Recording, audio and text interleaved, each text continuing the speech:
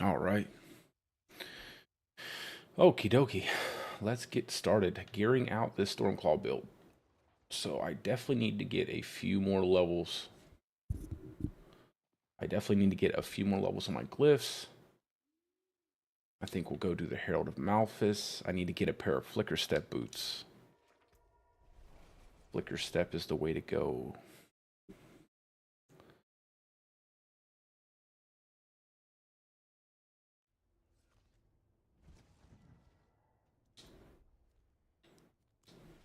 So I need Flicker Step. I need a helmet with basic attack speed. Excuse me. Ugh, man. I apologize.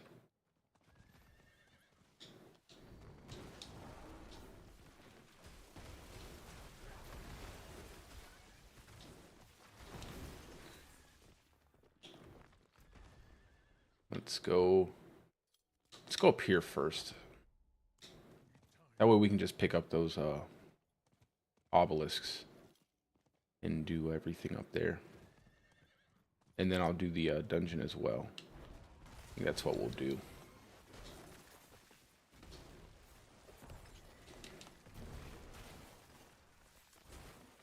Honestly, the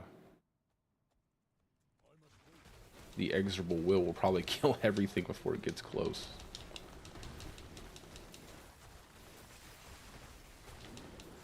I don't know, man. This is feeling pretty good. I have a pretty terrible pair of gloves, and I'm saying I could get like at least another 70% multiplicative damage on this build.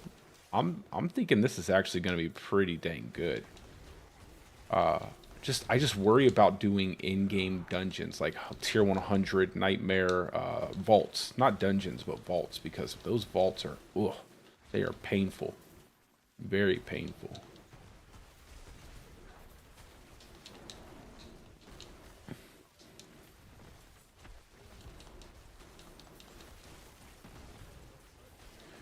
Back to the Stormclaw spam.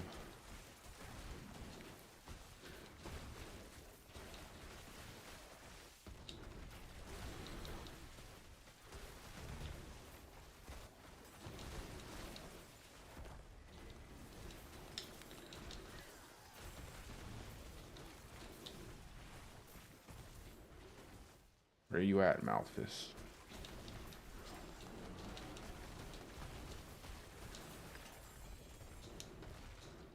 Oh, I got something. Oh, another aesthetic wraps. Not as good as the one I have, though. Not as good as the one I have. Man, I'm really missing that, I'm really missing that Undying, man. Having something that was like a guaranteed heal. Definitely missing it.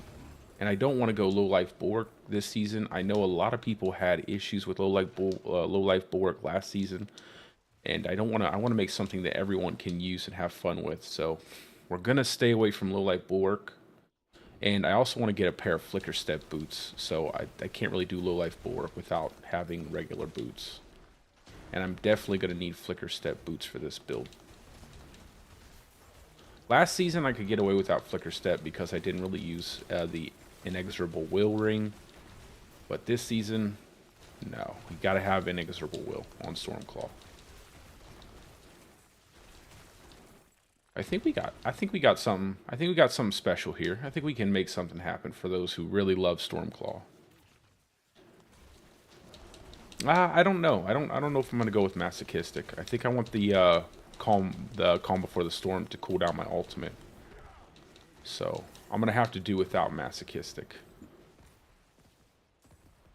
Hey, I trust me. I already thought about it, and I was like, man, I really need that ultimate cooldown for when I'm doing vaults and dungeons. If I don't have the ultimate cooldown, it's gonna be a pain in the neck to get through dungeons. So just having that extra cooldown and not relying solely on flicker step when I get flicker step will be nice.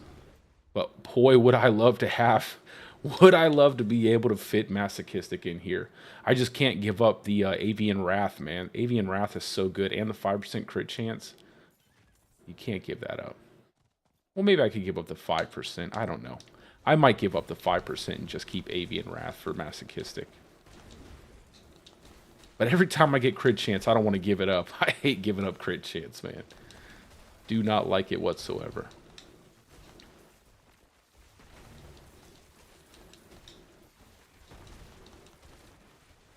I got a lot more damage to get, though. If I get a good pair of gloves, like almost close to max, and I get a good Crone Staff, man, I feel like I'm gonna really be dealing some damage here. I know a lot of people counted this out, but I was looking at the patch notes and I was like, I think I can build a Stormclaw build this season that people will enjoy. What I'll probably do is I'll test it out. I'll probably try some. By the way, I do have the build published in Mobalytics if you want to go take a look at it with the Paragon board setup and everything. What I'll probably do is I'll probably test it out without the crit chance and just Masochistic and Calm Before the Storm, and then test it with crit chance. Well, I'm going to do most of my testing in the beginning with crit chance, just to see how it feels. If I don't see a significant difference and the damage drop off by losing crit chance, then I'll probably be fine. I probably won't see a significant difference, to be honest. So I might end up actually running Spirit Bond into the Serpent. I don't know yet, though. Not sure. Not sure. Either way, what I really need to do is level my freaking potion up, man. I still have like a level 70 potion. It's super annoying. It's really annoying, actually.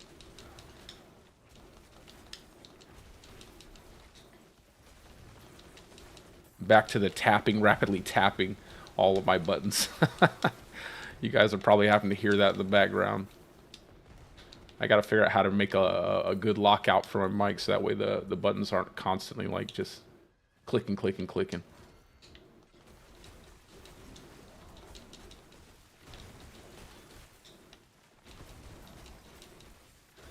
I wish they would revert the nerf they made to Masochistic. I felt like that was such a bad nerf. It wasn't even overpowered. Like, just let me heal. It's just healing. Like, if they would revert the nerf to that, that'd be really nice. Instead of making it, they had it at just when you crit, you get healing back, and now it's based off of a lucky hit, and that just makes it so much worse. Even though you get lots of lucky hits with Stormclaw, because we don't attack as fast like when we did in Season 2, it still doesn't feel that good. It's okay. It definitely will supplement your make you a little more survivable. But if you take a big giant chunk of incoming damage, it's really going to be hard to recover just with Masochistic.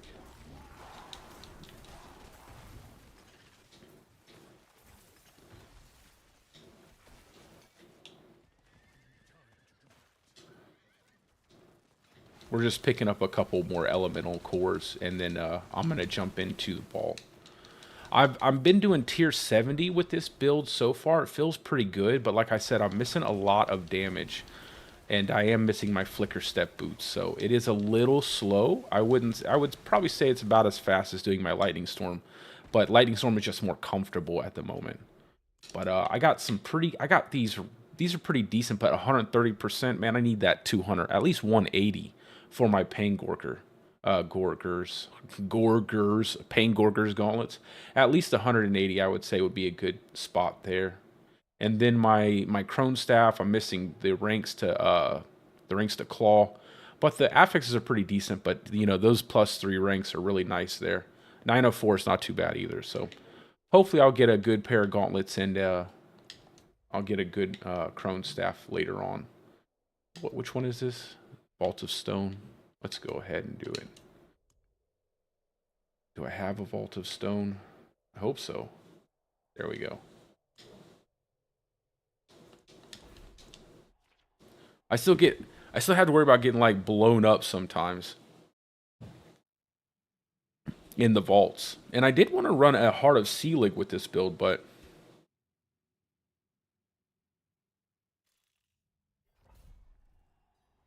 yeah, Lightning Storm does get a little bit tedious there, especially if you don't get the ascetic wraps. But yeah, you get that. If you can get the gloves and everything, you get a good setup with your Stormclaw. You should still be able to level faster with the Stormclaw. But once you get to the end game, I feel like now that Lightning Storm is where it's at, it definitely catches up to anything else, and kind of obviously does a ton of damage now. A ton of damage.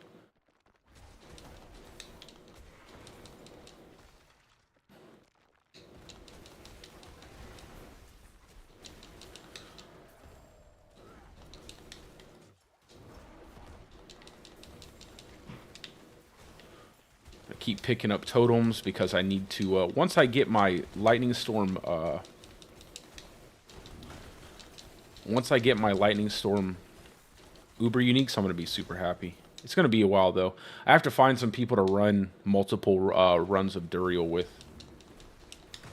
I also need to get movement speed, man. I need movement speed on my boots. I think the only thing that sucks about having to have Flicker Step is I can't run Ghostwalker Aspect. I really love Ghostwalker Aspect, just because of how much movement speed you get.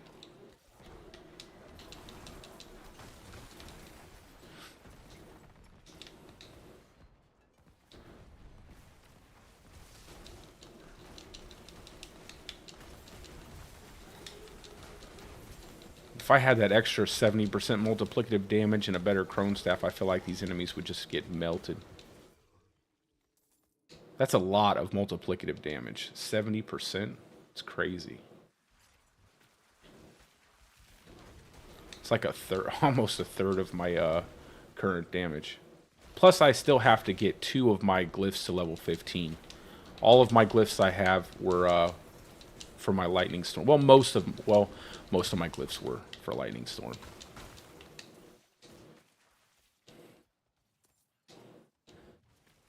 Man, you really see how that druid just moves so slow, man. Good lord. For a werewolf, man, it looks like I'm a retired werewolf. My guy's just slinking around. I look more like a were-sloth than a werewolf. Just slinking around with my hands waving in the air.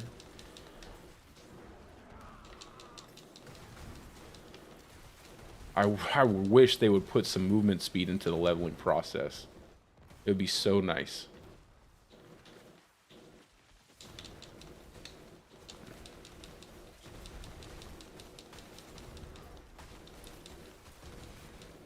Let's go.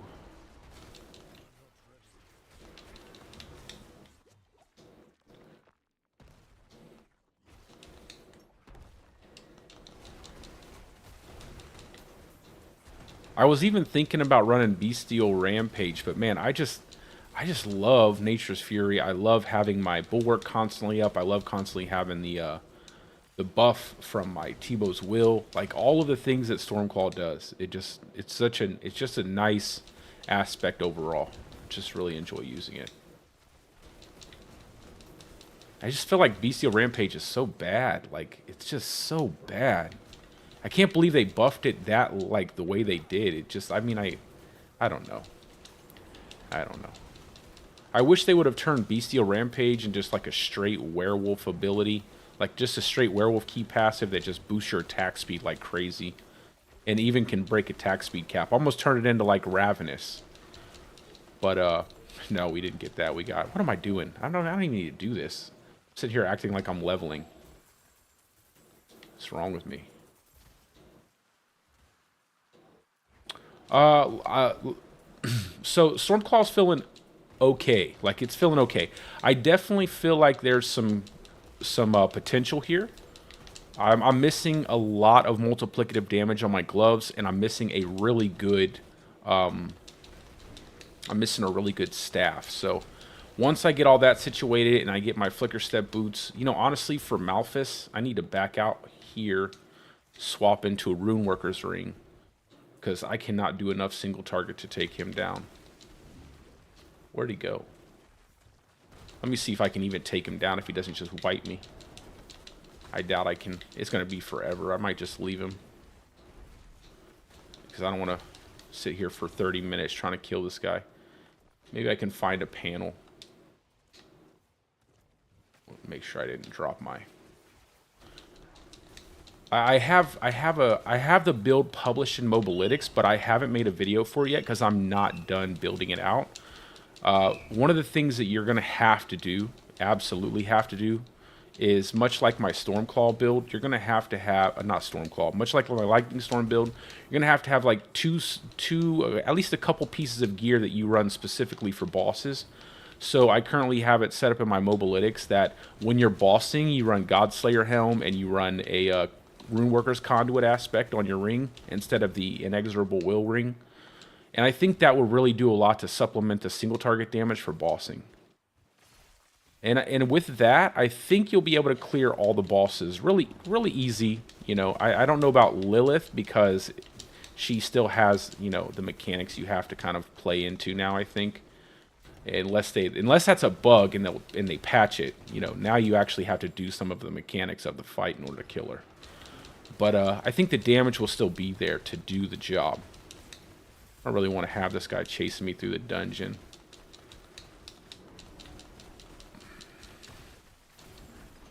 I do really like the Son of Malphus. I just don't have what I don't have. We're gonna spend like a half hour here watching me try to kill this guy. I don't want to spend that much time.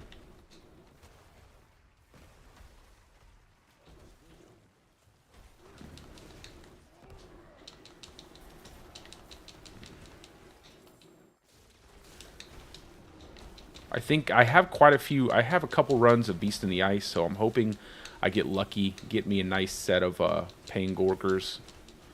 With at least 180, like closer to 200 would be nice. I currently have like a 131, and you can definitely feel the difference. And then maybe I'll get lucky to get a Crone Staff out of a chest or something like that, because I really don't want to farm Varshan. It's so inconsistent because the gear item power will drop so low in Varshan. So maybe I'll get lucky to get a really nice Crone Staff out of a higher tier dungeon or something like that, and then I can then I'll be able to have like that full amount of damage from the build. But I do think it's pretty good. I think it's good, and I think it's not. It's definitely not as bad as what people think it is.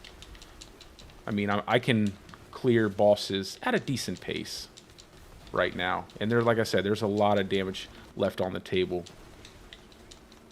It's just stuff like this where I have to kill multiple enemies. That's why I need like Flicker Steps so I can cool down an ultimate faster.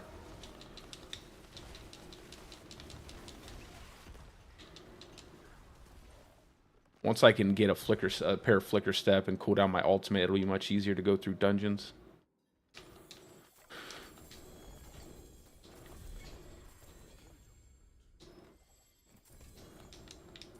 I feel like it has a decent amount of tankiness. It has some tankiness. It's gonna need more though. I wish I could run a. I wish I could run a Shaco, but I don't think I'm gonna have the space for it. Because I definitely need Juggernauts. I love Juggernaut, man. It's so good. And I don't want to roll a bunch of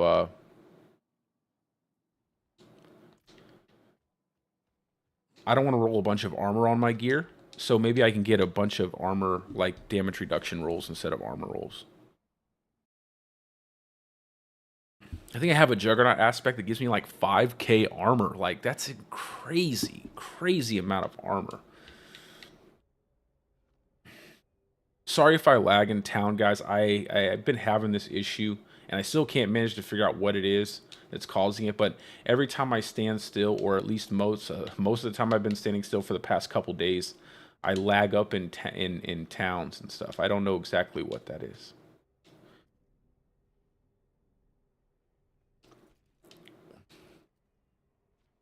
I haven't changed anything with my setup, but if it does start lagging, just be aware as soon as I jump back into the dungeon, it'll stop. I need to get a good totem. That's a pretty decent one. That doesn't have everything I need with it. I need basic attack speed on my helmet. I'm missing basic attack speed. That'll really help with the damage output. I don't really need a set of boots because, like I said, I'm going to be running Flicker Steps, so I'll probably stop paying attention to boots so much. Definitely don't need a pair of pants because T-Bows will. I think I have good rings.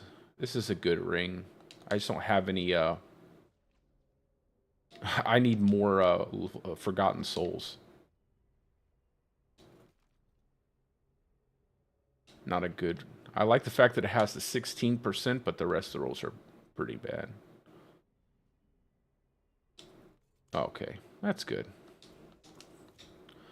Go pull this off.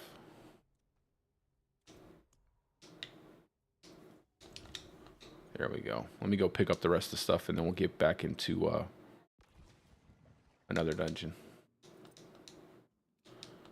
I'm just trying to level up my glyphs to at least 15 so I get the bonus from them. And then we'll, while I'm doing that, I'm going to do some of the seasonal event quests. That way I can keep getting some mats for doing, well, Jesus, for doing Barshan. And I do need to run some Hell Tides so I can get more living still. And then I will be running Duriel, praying that I get a Ring of Starless Skies and a Shaco.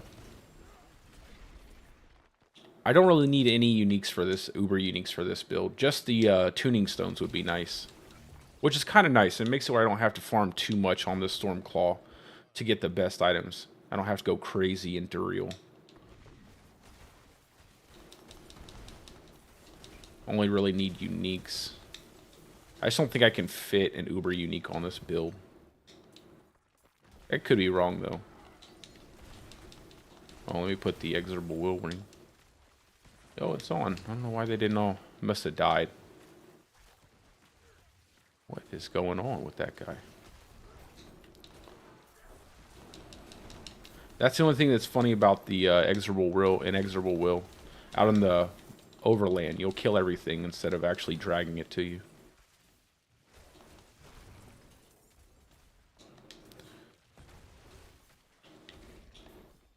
I'll show you guys a quick Varshan. That way you can see the boss damage real quick. Let's go over here. Well, at least the boss damage on Varshan.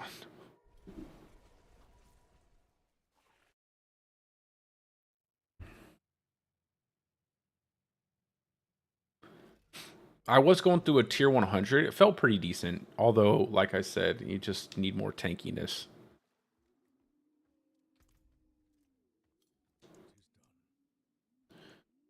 We'll go with Chaos.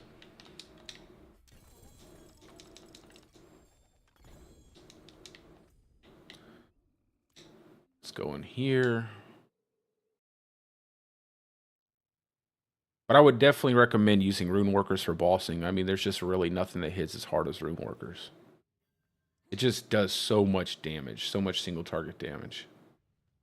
And this is without an elixir, so pretty much all the videos I put out with my Lightning Storm build was without any decent elixir.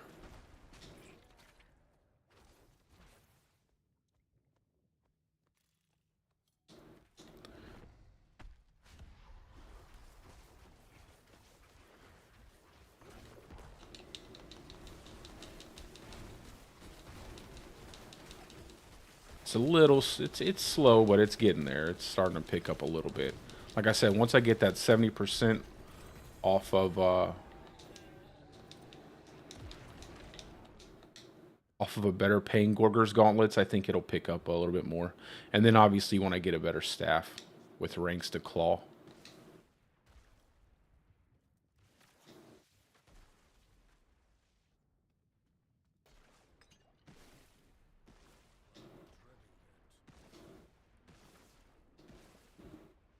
I think what's really going to help is having the tuning stones, because you're going to get 4 ranks to claw and you're going to get 4 ranks to storm strike. So if you get that tuning stone on your construct, I think you're going to have a pretty decent storm claw.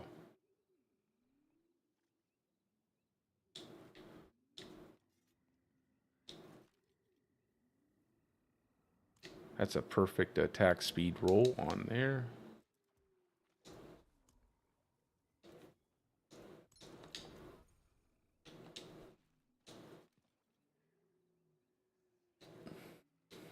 I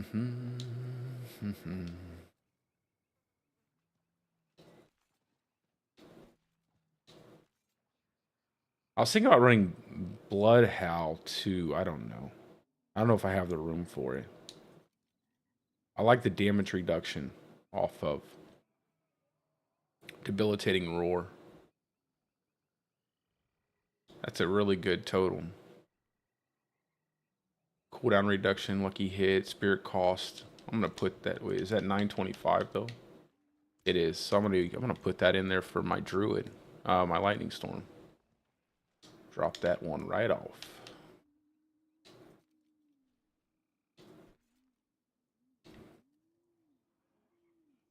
Just need crit chance on it and it'd be perfect.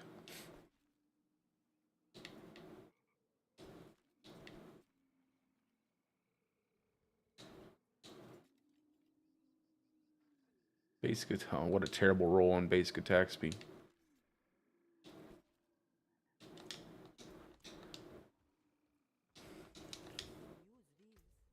Okay, let's see. Let's go ahead and jump into some Helltide. Well, I don't know. I kind of want to level. I kind of want to finish leveling up this these glyphs real quick, and then we'll do some Helltide. Just don't like running around with low-level glyphs. At least level 15s, and I'll be good. What we got? Cinders. Make sure we don't have any. Yeah, that's good.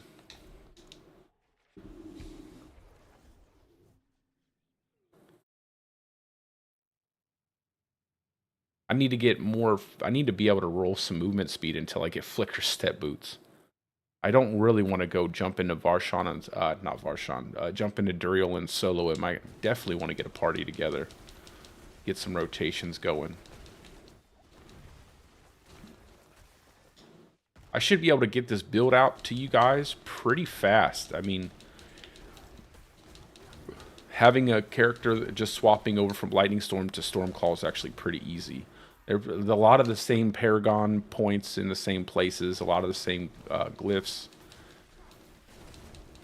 Just a few item changes, really. Maybe some affix changes, but nothing too crazy.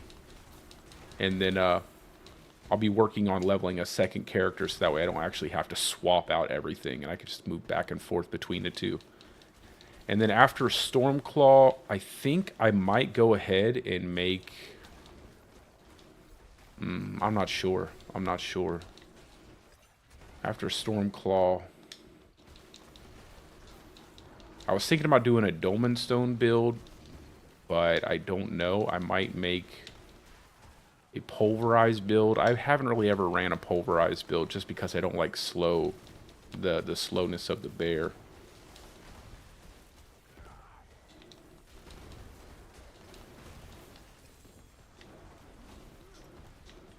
I feel like movement speed should be mandatory on every single amulet. It should just be there, not even like an affix slot. It should just be there.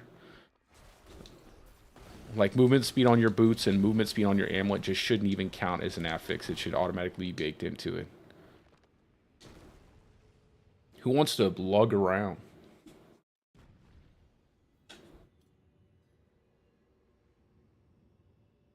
Yeah, Tornado. Yeah, but I don't really like Tornado, man. I gotta lie. I can't lie. I don't really like Tornado.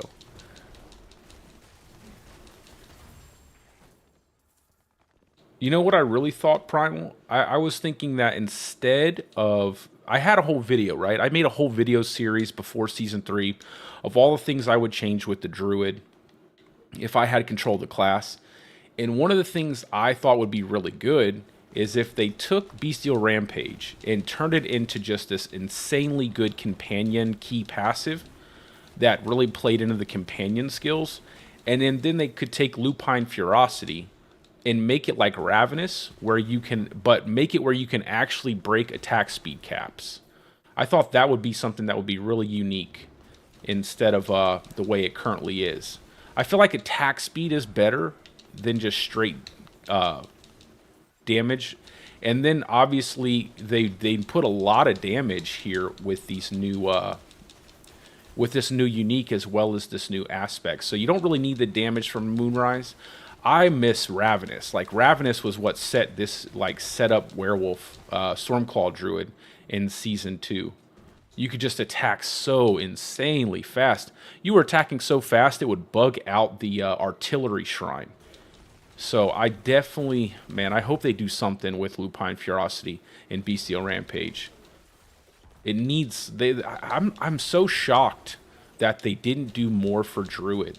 I mean, I know that people were running Blurred Beast, but Blurred Beast was a bug. Like Blurred Beast wasn't part of the Druid. It was a stupid bug. Like the Poison Shred wasn't a real. I wouldn't call it a real build because it was just a bug causing you to double dip into your like all of your damage modifiers, and you were getting trillions of damage with a Tears of Blood glyph. I mean, that's not really an intended part of the class. Outside of that specific build, all the other builds were nowhere near the top of AOZ.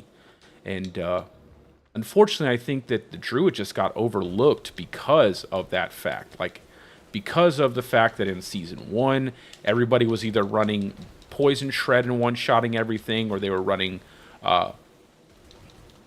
Innate Bulwark and just spam casting Innate Bulwark, which was a bug also.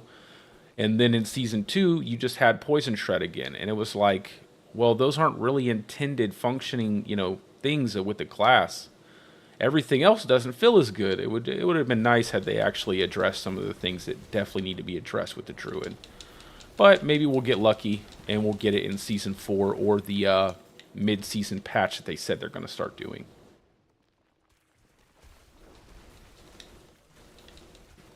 I should probably run past all this stuff, but I just kind of want to kill it. Start running past most everything. Just like stuck in my mind that I'm still leveling up for some reason.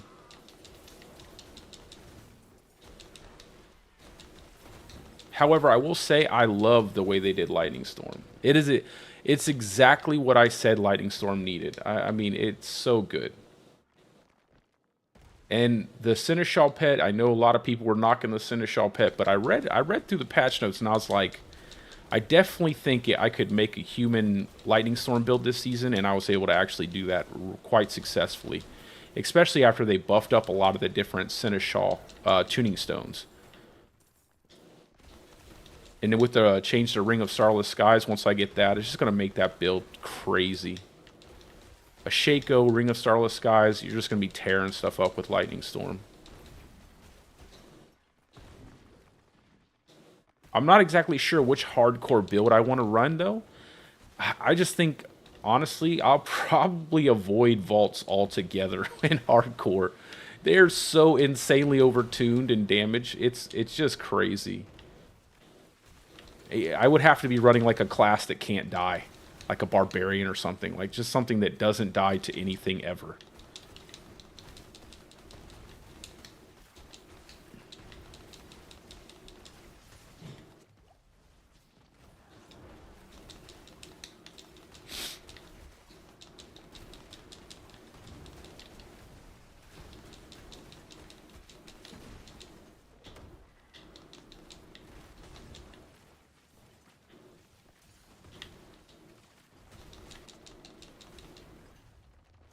All right. Get me out of here.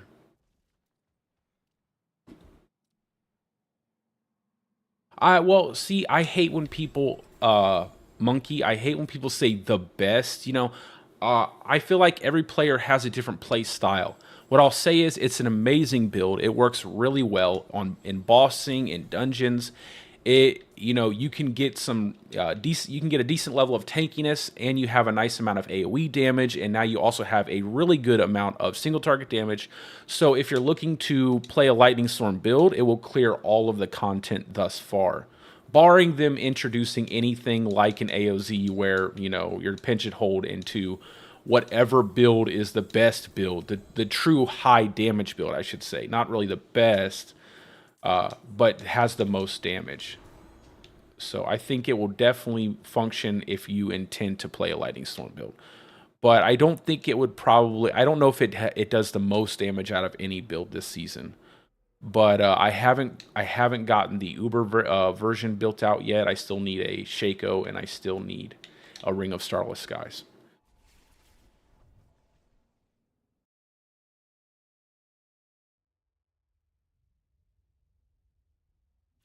Let me check. I don't know if I have any mats for the... I'd have to run a couple of Galvanic Saint. I don't have any materials that I can chip in with right now.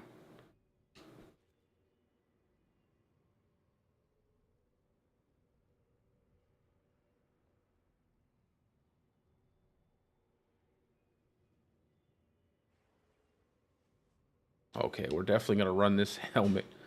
I definitely want that basic attack speed right now. I can reroll one of the other affixes.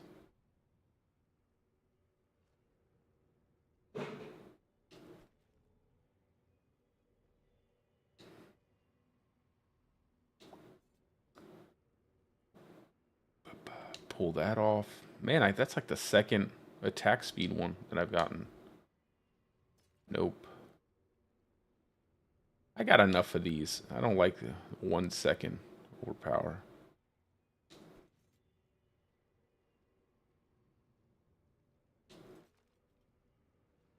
Crit strike, lucky hit.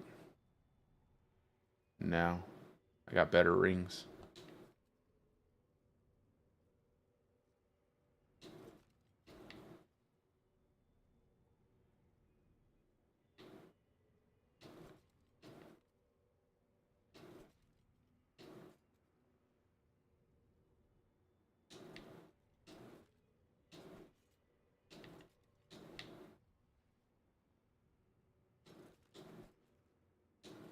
I like just being able to bypass all the gloves. Just not even worry about the gloves.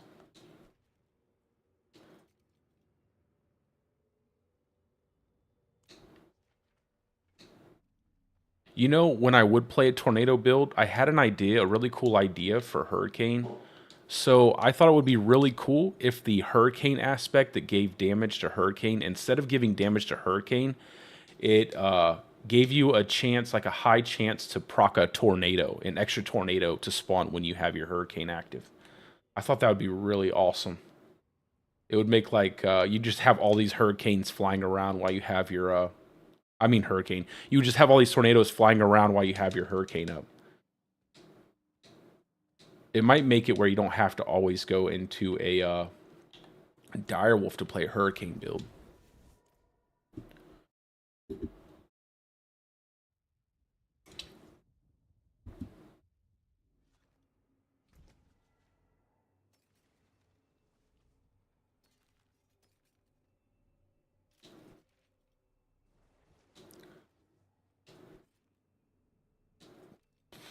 I tell you what, though, Daniel, as soon as I do get some of the full set of mats and everything, I'll definitely love to join you guys doing some Duriel.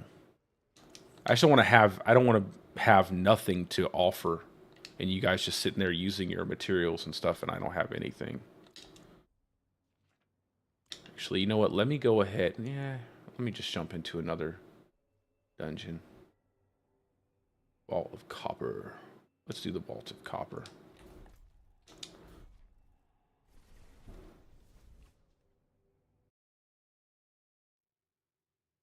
As soon as I hit 15 on these glyphs, I'll start doing some Hell Tides for chests and getting living still. And then I'll run... I'll probably do enough Saint to get at least 5 runs of Duriel, and then I'll do some Duriel. I'll look for a party of people to do Duriel with.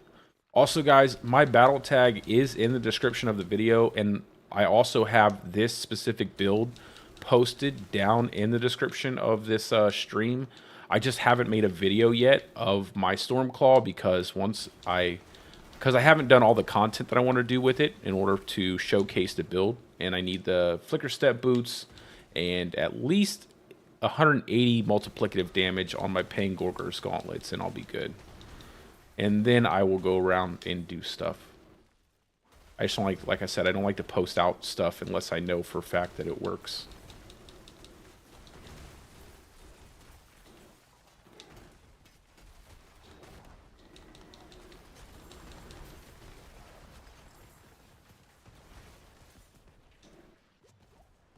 That axe, give me that. Give me all that, actually.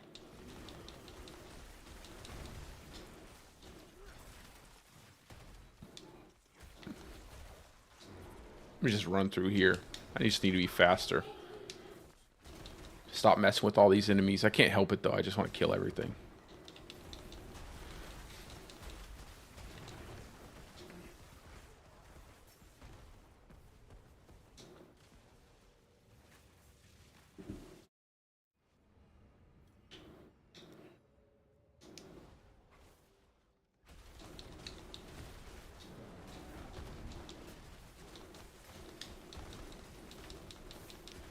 I guess it doesn't really matter if you run through stuff if you think about it, because you're supposed to mark up all the enemies anyway and then attack one. That's how the gloves are supposed to function, so I guess it doesn't really matter.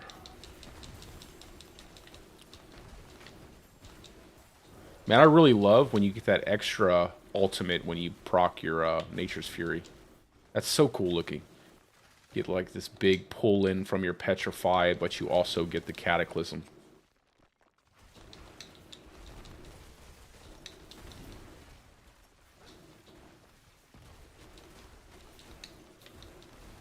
This one's Stormclaw. So I finished up the the Lightning Storm build without Ubers, and now I'm gearing out my Stormclaw build, which doesn't require any Ubers whatsoever. And then once I get my Ubers for my Lightning Storm build, I'll probably make an entire video for the Uber variation of my Lightning Storm build. And then, like I said, I will go ahead and update stuff if anything changes in the season that I need to go ahead and let you guys know about anything with the build. But small changes with the build I'll always be doing if I see anything specific, and those will be in Mobalytics. So just keep a lookout for it every now and again. I won't do anything significant to the build without letting you guys know, though.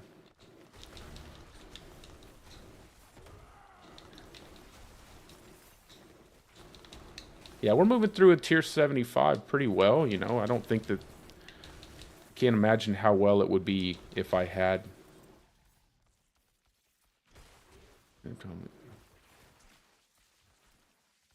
I would say that...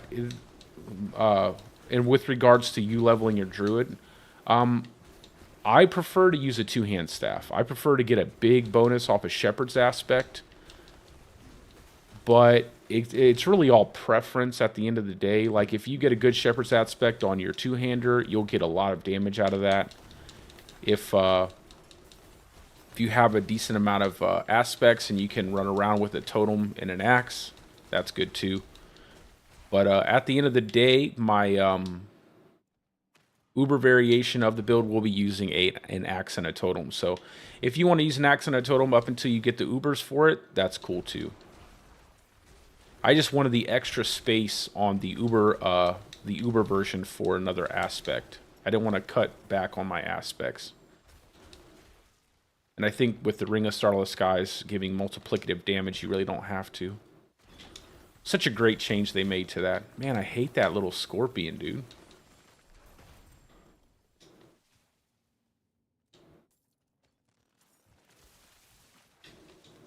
No, it's okay, bro. Everybody uses max. A lot of people use max roll. I just started using, you know, I just started making builds and stuff, and I didn't start making content, but not that long ago. So I just liked Mobalytics. I like the layout of Mobalytics. You can be a lot more specific with max roll and everything, but I just don't think you really need it for D4. Like, for D4, you don't need to be hyper specific about everything. I think people get too caught up in that stuff, and you can be a little bit less crazy. It's not like it's Path of Exile or something like that.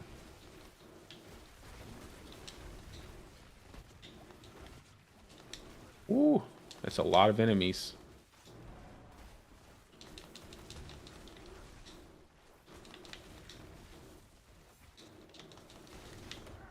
Come here.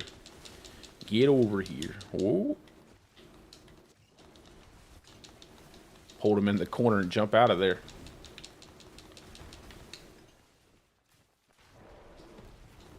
Oh, I didn't mean to do that.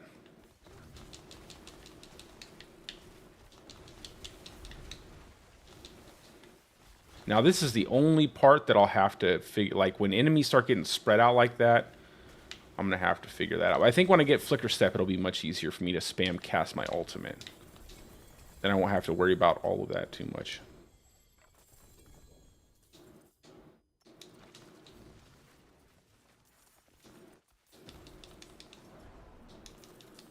I should probably... Nah, I'll leave my debilitating roar where it is. Alright. Let's get this tuning stone. Let's just clear out our stuff real quick.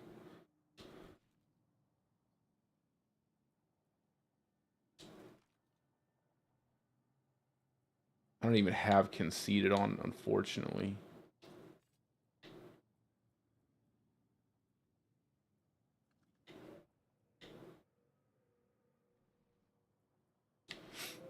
I almost wish we had an extra... I almost wish we had an extra weapon slot or something like that. That would be really nice. Just like one extra weapon slot. Just to have one extra aspect. It'd be nice to have like conceded or something.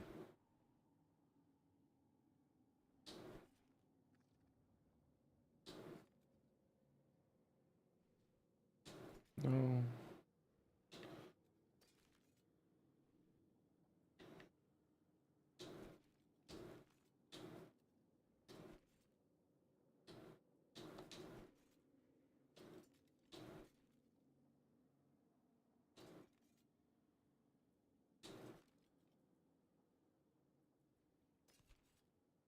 I need an axe with damage to distant, damage to close.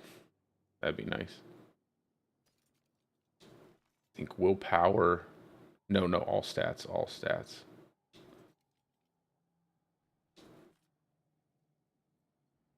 Crit strike. No, that one's not as... That one's not worth it.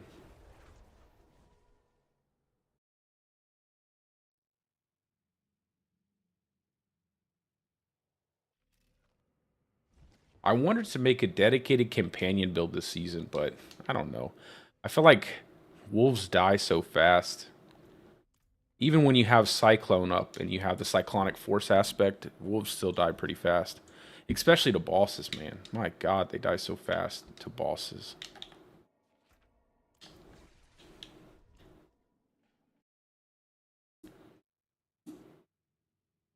Yeah, I mean, I know what you mean, Micah. That is a crazy thing. Like, when you really think about it, the boons for the druid are just absolutely silly. Like, some of these are just dumb. I can't believe they buffed... I said this the other day. I can't believe they buffed Prickle Skin. Like, who is using Prickle Skin? 20 maximum spirit, stuff like this. Let's see. This is ridiculous. Like Obsidian Slam, every 20th kill you get one overpower. That just doesn't make any sense to me. Some of these are just crazy. Some of these are just crazy. Like 4 to 5, 50% of your max life and you use a defensive skill. Energize, having a lucky hit of only 15%. Like, that's so silly. Like, some of these just don't make any sense. And then you have a class like Barb, who not only has like a unique aspect to their build where they can use a specific type of weapon, you know, slot in a specific weapon mastery and get a big bonus from that, but then they have all of these weapon slots to equip these insanely good aspects, and you're just like, well, wait a second.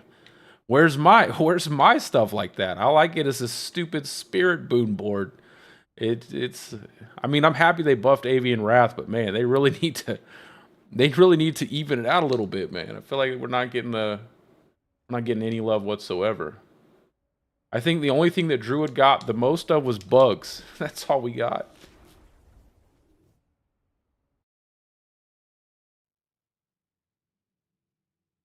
Yeah, Monkey, let it out, brother. I know what you mean, man. You know, and the biggest problem I have, the biggest issue I have is the movement speed, man. I hate how slow Druid moves around. Like, it just moves so slowly. And, you know, so I've said this before, I've made this a note, like, in some of my videos. I was like, just using, like, Digigrade Gate as an example. So, last season, I toyed around with the Barb a little bit because I plan on playing a Barb sometime during Season 3 and learning Barbarian. But if you look at let me not die sitting here trying to show something. Just kill these enemies. I got a proc on a boulder right there. Just sent him flying backwards. Get over here.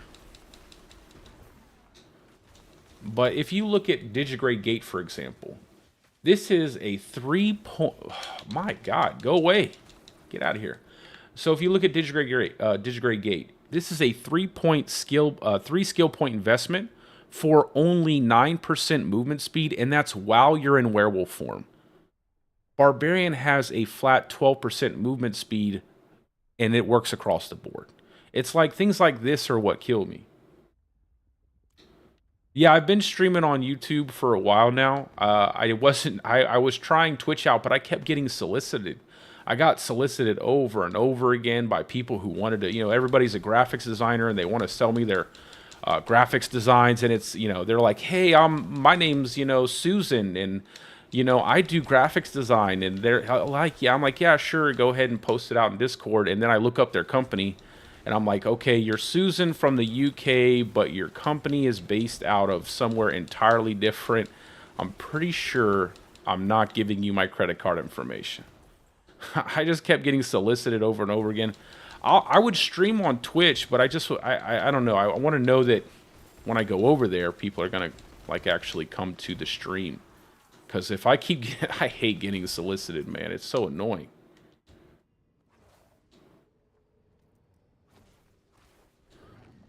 I think that I don't think it's that, man. I'll tell you what I think it is. The transition from like tier 2 to tier 3 and tier 3 to tier 4 in Blood Harvest events was so smooth because you got those keys, the seeker keys, and you could just run around, open chests, and basically have a complete set of the next tier gear right away. And it just felt so good when you were leveling. You could immediately get a decent set of gear, boost up your survivability, you get a weapon, bam, you're ready to go, you're on your way to leveling into the next tier. The drops were okay, but it was really those seeker chests, man. Those seeker chests made a huge difference. I know for me, especially in hardcore, I like to, I typically did my capstones at 45 and 65. So when I would get to 45 and I do my capstone on my druid, I would immediately be able to run around and collect an entire tier of gear from the seeker chests, and that would save me from getting blown up. What am I doing? That would save me from getting blown up in the next tier. So I think that was just really nice. I wish they would add that in the Hell Tides. They basically made Hell Tides like Blood Harvest, where they're up all the time. But I wish they would add that chest in, man. Add a chest into Hell Tides, something you can get items for to unlock those chests outside of just the Cinders chests that drop just nothing but gear. It doesn't have to be legendary stuff like when you open up a Cinders chest. It doesn't have to be anything crazy like that, but just your rare gear, stuff that you can utilize when you get into the next tier. And it'll give you something to do outside of just constantly farming Cinders. And also the chest could drop Cinders. Yeah. You know what's funny though? I don't know. I never really did too many world bosses. I never really did too many world boss events. I would just stay in the dungeons and stuff. But I will say that now you can get 925 gear from doing like tier 70 nightmare dungeons, bro. I'm getting so much 925 gear. It feels so good. That's one thing they did a great job with this season, is making the item drops just way better. I feel like I'm actually being rewarded for doing a high tier dungeon as opposed to sitting around in like a tier 50 or something like that. And here I am killing everything again when I shouldn't be just running to the end. But they did a really good job with that. Now I will say that I think that I would run Nightmare tier 100s more often, but you get 925 gear from doing 70s, and it's pretty consistent. So I don't really feel like I need to do tier 100s. They're nice to do just for the achievements and stuff, and to show showcase your build and stuff. But you can just run 70s and get all the 925 gear you could possibly want. And I really like that. And it makes me excited because when I get like a legendary or a unique, not a legendary, but a unique, that it's actually going to be a high item power level. So I'll probably end up getting, like I said earlier, I'll probably end up getting a 925 Crone Staff out of a dungeon before I'm going to get a 925 Crone Staff from doing Varshan. Almost died there.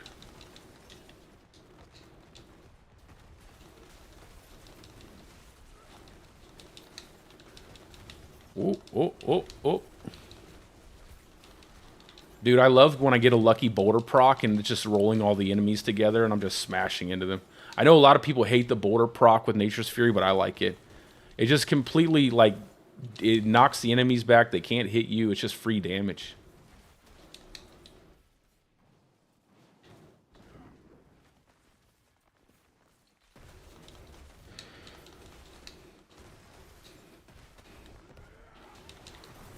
Yeah, you see that, man? I'm telling you, man. If I get a good roll on Pain Gorgers, and I get a better staff, the damage is going to be pretty nice. The damage is going to be pretty nice. Still missing 70% multiplicative damage. That's not a joke, man. Like 70%. I'm just reading you prints real quick. Yeah, that's why I stayed away from low life bulwark this season. I wanted to make a build that didn't require you to go low life because of all the pedestal healing and stuff. I wish they would take that out, but unfortunately they have it, and it makes running a low life build really difficult, especially in vaults. So I wanted to go ahead. Last season I made a low life bulwark build. It was phenomenal. I loved it. I loved how survivable it was.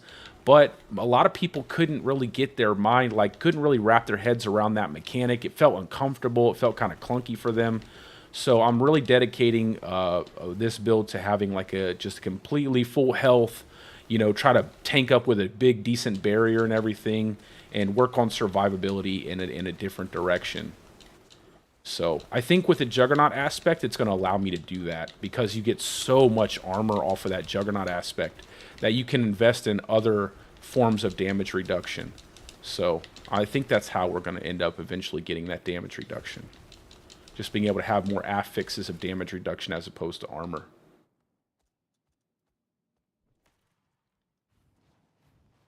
Now this is...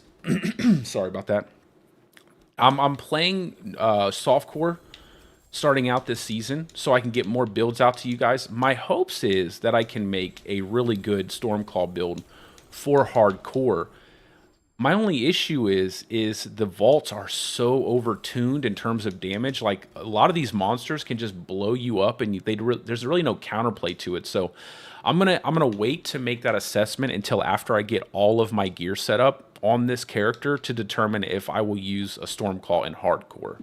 Because I might not want to get that close and personal with some of these enemy types. They just deal so much damage, like an insane amount of damage. And I miss those vampiric powers, man. That damage reduction, all that healing from undying, like I had to work through so many bad habits at the beginning of the season just so that way I'd stop dying so much, because I was so used to how much damage reduction and healing you could get early on the Druid. And then when they took that away, man, it definitely felt completely different. But I feel like the Seneschal is pretty good. It's a give and take. Although, like most of the things I'm going to do at the end when I get the last tuning stones, I'm not going to be able to have like safeguard. So I'll just invest into some more damage reduction through my affixes.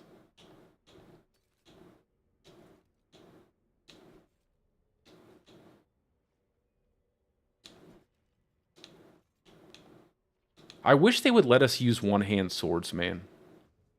It's so sucky that we have all of these multiplicative crit damage modifiers, but we can only use axes and maces. Like, why can't we not use one-hand swords?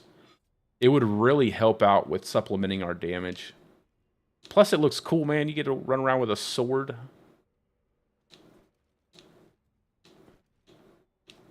I don't know if... I don't remember if druids were allowed to use swords in D2 and D2R.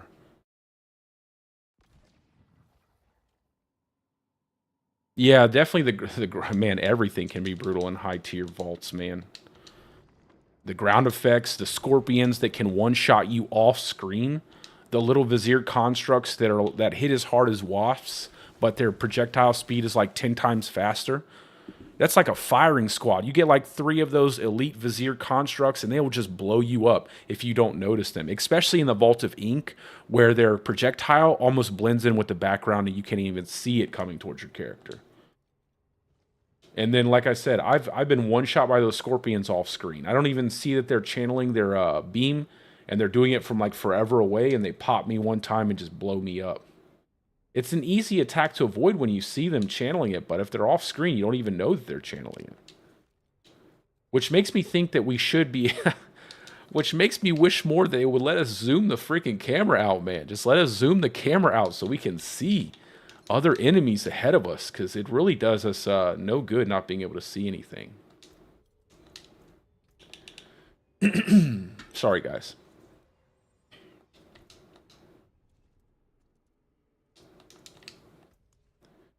I feel like it's crazy that enemies can hit you off screen, but you can't really, like, I mean, you can hit enemies off screen, but not really effectively. Not like they hit you. Let me see if the 31 minutes. So just a couple more of these vaults, and then I will jump into doing, let's see, 3 Vault of Ink. Speak of the devil.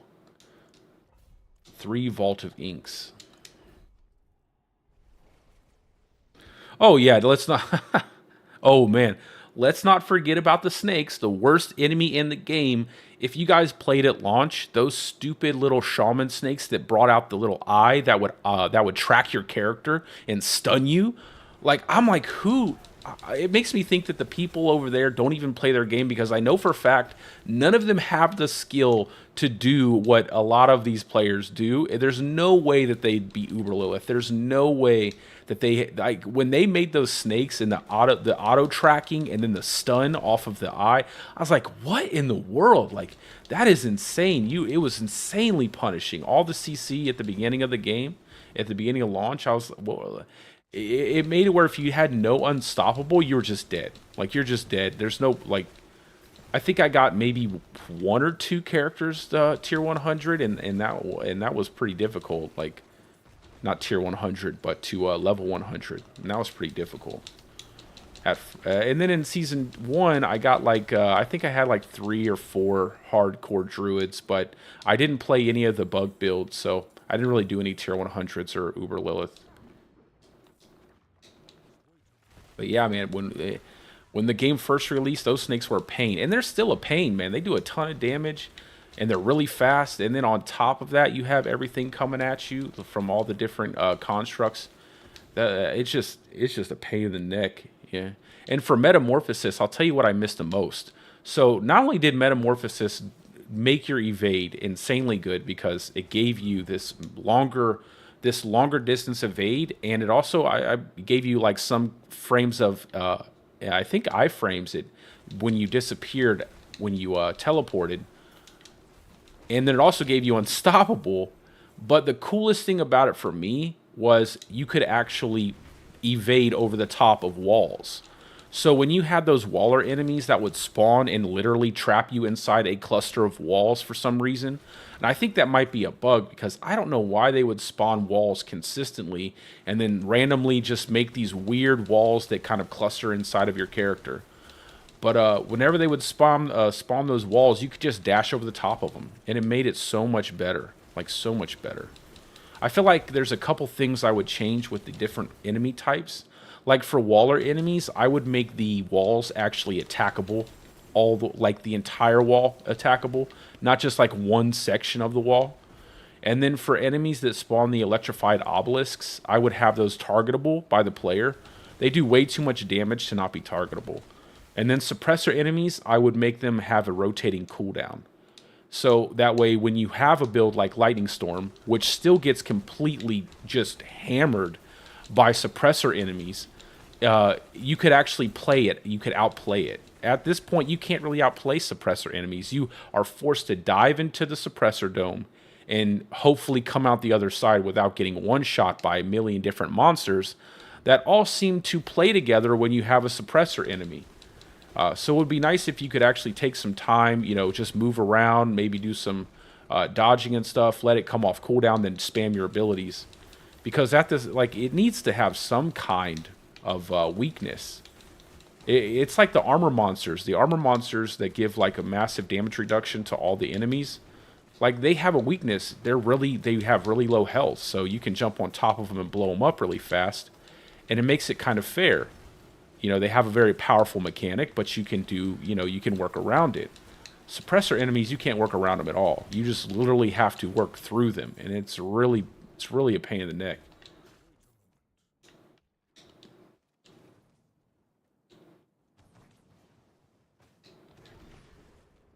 There's just some things that it would be nice if there was areas to outplay the mechanics. Some things it just feels like you can't really like. It's almost like RNG. Sometimes you get blown up, sometimes you don't.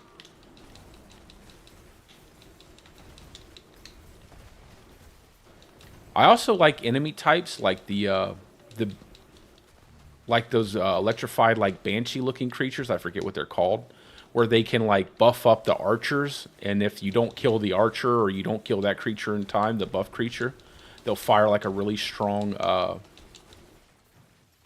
line attack at your character. I think that's really cool. I like monsters that work like that.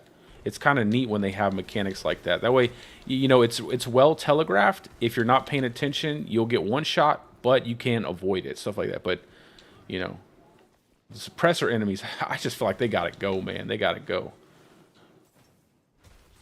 Or they need to change the way they function.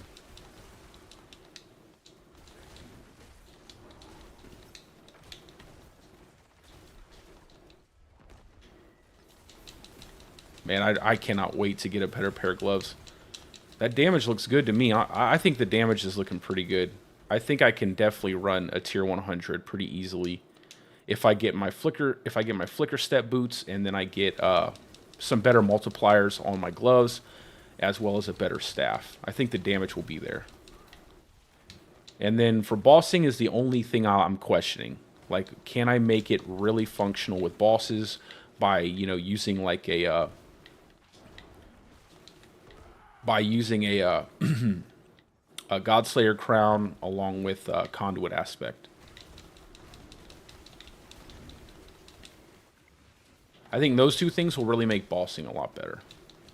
I just have to get a good Godslayer. I had a Godslayer, but man, it was trashy. It's like the lowest value roll on the multiplier.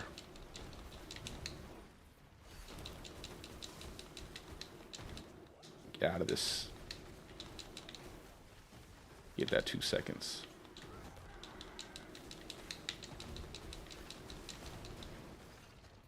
Okay, let me out.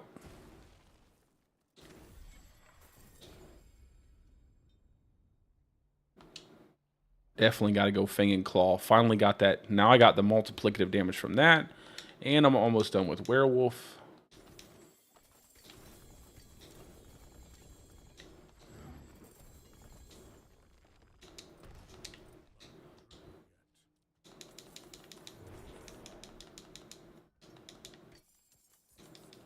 Man, I'm so glad that they patched out the tuning stones. It was nice. That's nice. It makes it so much easier to level everything up. I wish they would just kind of... I wish they would have a PTR server so that way we could test this stuff. So that way we didn't have to keep going back and making like emergency patches to fix things. I can't imagine that that's like exciting to do. Especially when, you know, you're sitting there, you're working, you're trying to make stuff, you know, that's really interesting for the seasons and everything. And it seems like every 2 seconds you'd have to go back and kind of... go over the things you've already done. If they just had like a nice public test server, it'd be nice. Maybe they could turn the Eternal Realm into a public test server. That way the Eternal Realm had like a nice purpose to it. Like maybe closer to the end of the season, they drop the content that's coming on into the Eternal Realm to be tested out. And that way you actually had a use for your Eternal Realm characters outside of just doing the seasonal content. I think that would be pretty interesting. I think players in the Eternal Realm who just love to do that specific content would have a really great time with that. It would be a way of giving them access to the season without them having to actually go back and re-level a whole character over again. I think it'd be a lot of fun for those players.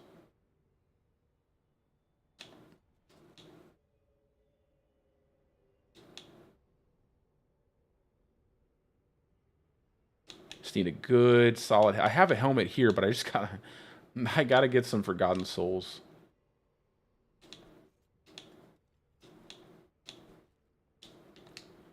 Seems like I'm having a better time with my stream tonight, so maybe whatever that issue was that was causing all that lag while I was in town has resolved. Without me actually doing anything about it.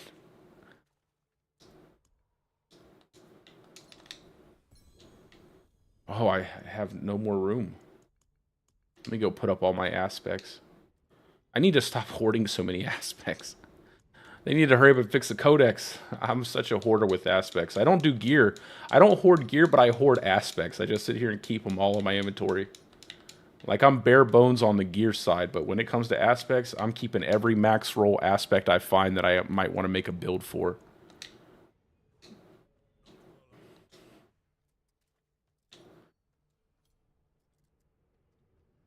Let me see if I can upgrade my rings here. Let's go ahead and do that. And we'll go ahead and stash this. Get rid of all these regular sigils. Oh, wait, what am I doing? Don't get rid of the one. Don't get rid of my Beast in the Ice sigils. Which, I think those should be stacked. I keep saying everything that I think this should happen. I think that should happen. But I think the Beast in the Ice sigils should be stackable. I don't know why they're not.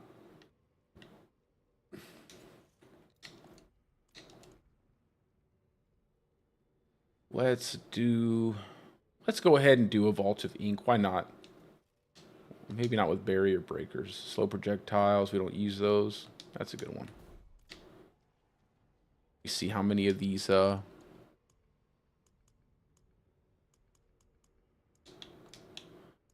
go ahead and make 41 of these bad boys. Well, we'll just make like 20 of them.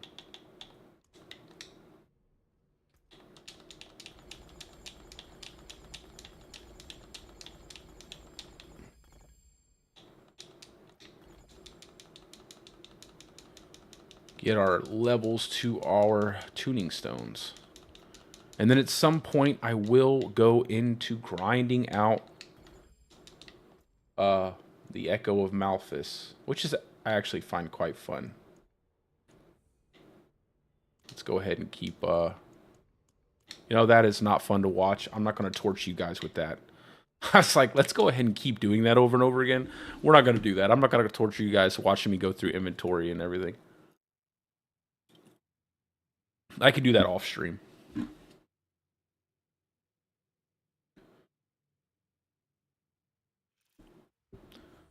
We see.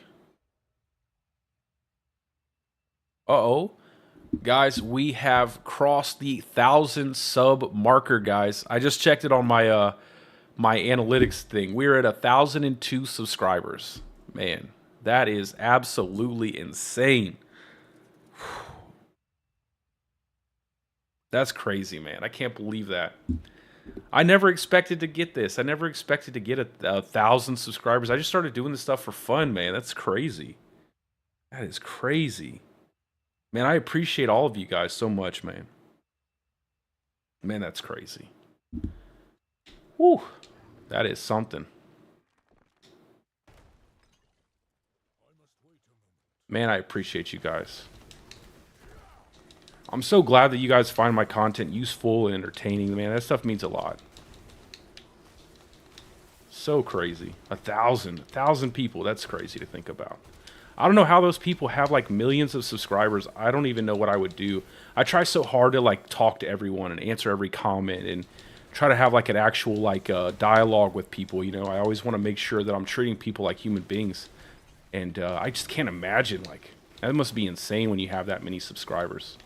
I got 1,000 people who value my content enough to spend time to watch it.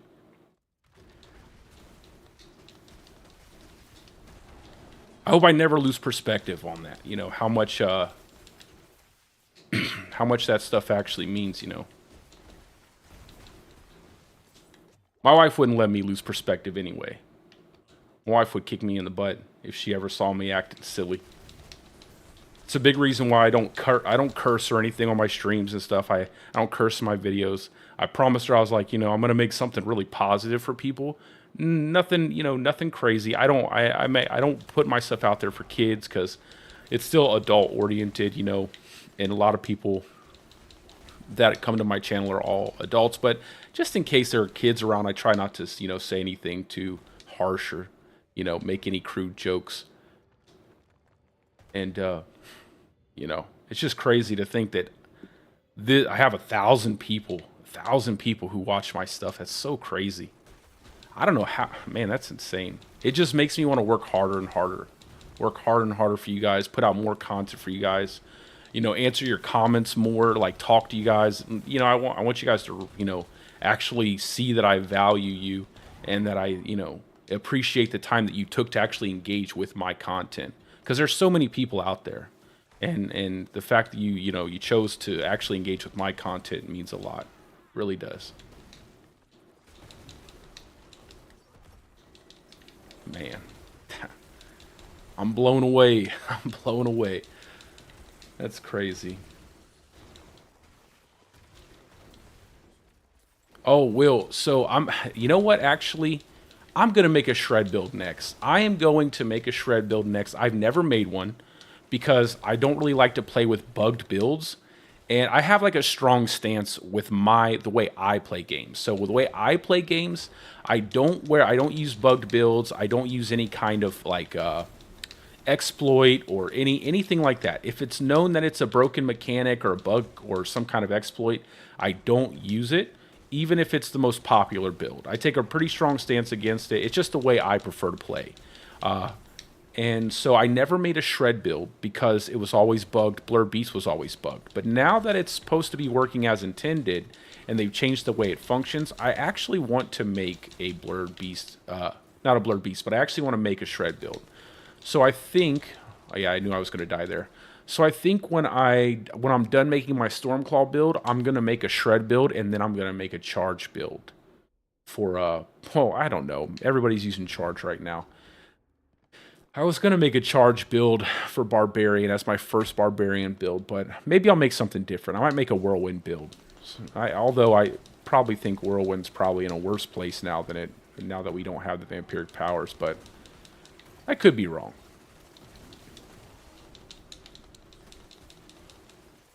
I'm glad you reminded me of that. Yeah, I'm definitely going to make a shred build. I don't know if it's dead, just to answer your question. Chances are it's not dead. It's just not doing a billion damage.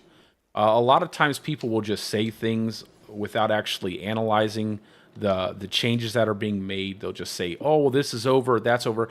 I was watching a Ball Lightning Sork earlier just tear through stuff. Now, they weren't doing, like, insane amounts of damage, but they were definitely killing enemies quickly. And, when they said they were fixing Ball Lightning, I was like, oh, well, it's gone now. And it's like, it's not gone. It's just not crazy.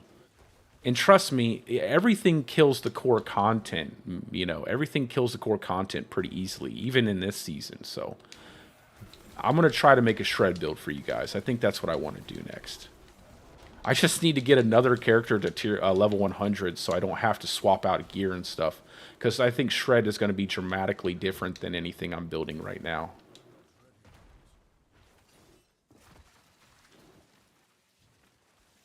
Leap build?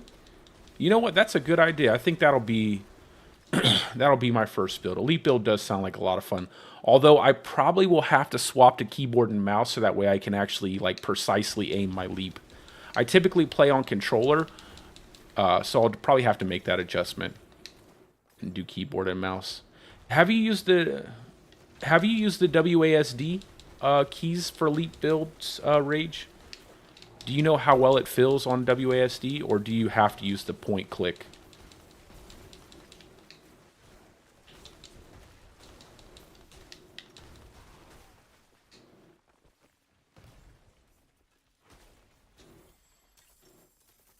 Man.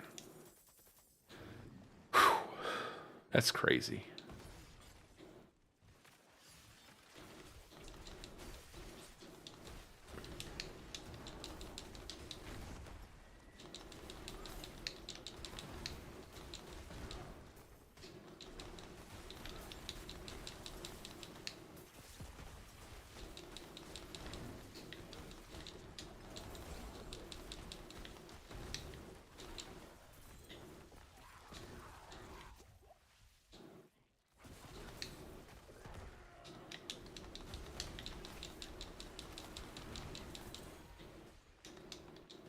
Oh, pick up those pants, bro.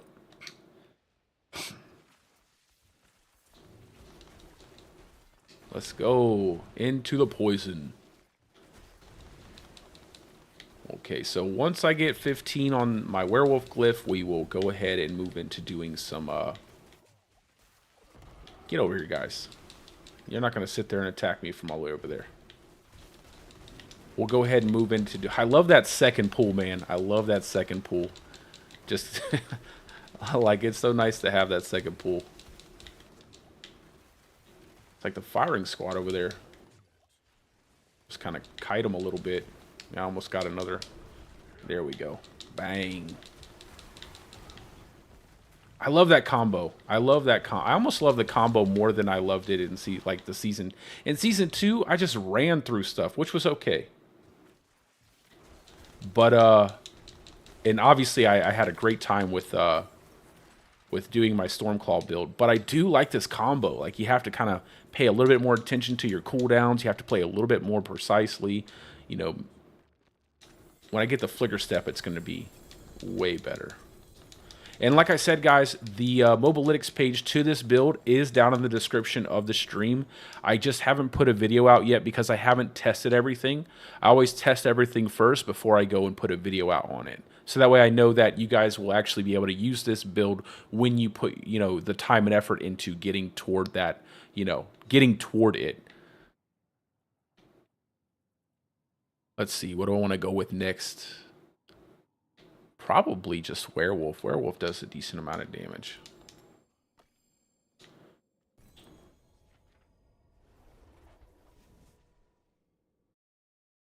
Oh, okay. Rolla.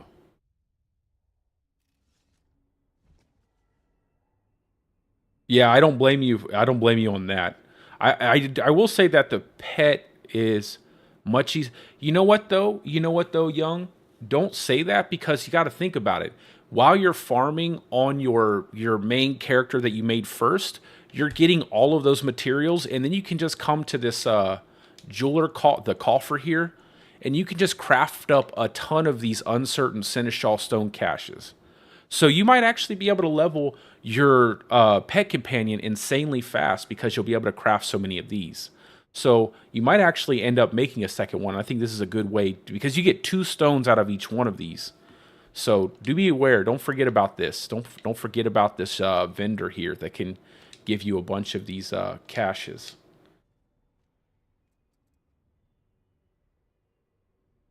Oh yeah, the new basic skill aspect is making a big impact. I mean, it can't not. It's 80% multiplicative damage bonus to your basic skills. I mean, that is absolutely crazy. And like I said, I just need to get a better Pain Gorgers because I only have one at 130% multiplier, and getting closer to that 200, maybe 180, 190 would really set this build off. And then, like I said, once I get the Flicker Step boots, and then I need a better Crone Staff. You'll see my Crone Staff. I got a low multiplier on the claw, and I mean on the Storm Strike damage here, and then I need more ranks to claw. I'm missing 3 ranks to claw there, so lots of room for improvement on the damage here, as well as I still have to level up all of my glyphs to 21. So tons of improvement on the damage. Yeah, I noticed that too. It did take me a little while to level my Tempest up. So it definitely, but now you get that. Now you get refunded basically for every stone, for every tuning stone you get that isn't the correct one. So it's still, you can still constantly spam them. But again, I definitely don't blame you. I definitely don't blame you if you don't want to level up another character.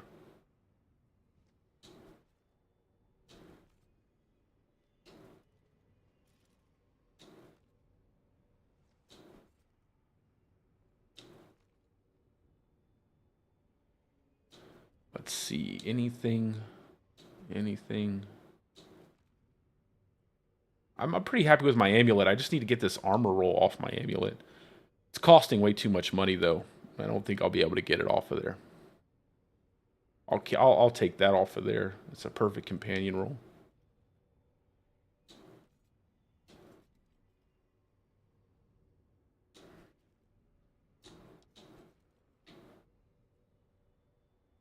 Nice. I'm telling you guys, look at that armor roll on Juggernaut.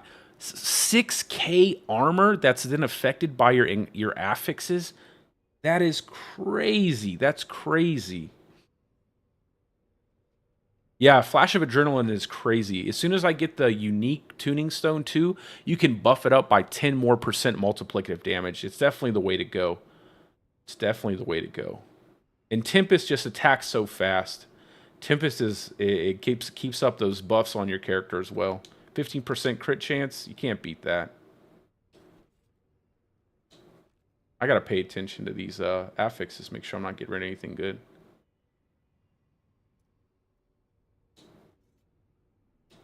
Get this total armor while in werewolf form roll off of my boots as well. Just pull that and pull that. That's a crazy, man. These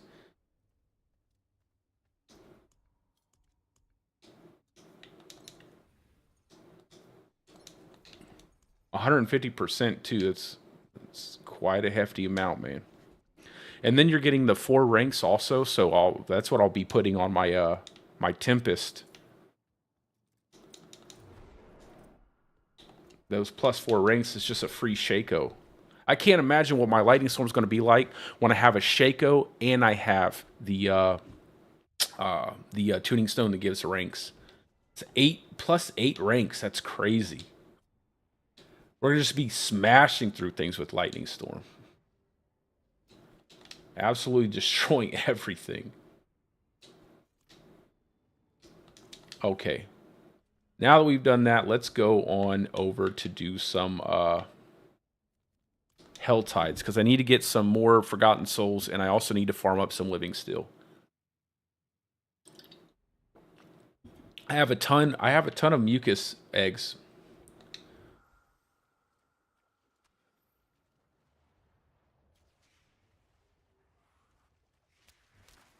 Yeah, I agree too. I don't think people are factoring that in enough. I think obviously with the merger and everything that happened, and all the layoffs that occurred, definitely you know it definitely had something to do with the season. I found it kind of suspicious that they came back from their holiday so late. Like they were like January, it was like January 10th or 11th. 10th or 11th when they started putting out like they're going to be doing the campfire chats and stuff. Usually they get it to us like at least 2 weeks before everything, but they got the campfire chat like the week of or like just a few days before the season launched. And that's not how they've been doing things. So I definitely think it had something to do with it, you know, and they're probably just kind of not really discussing it. Obviously, it's more of a company thing than a game thing anyway. And people aren't going to care. I mean, people just want what they want. And there's always a dedicated group of people who are ready to go with their pitchforks and torches up against Blizzard, even though pretty much all the people that they hated at Blizzard are gone now. So it's just a company name now. It's not even like the people, like, this is a completely different group of people. But it's just how it is. I need movement speed, man, so I can move around faster on my werewolf.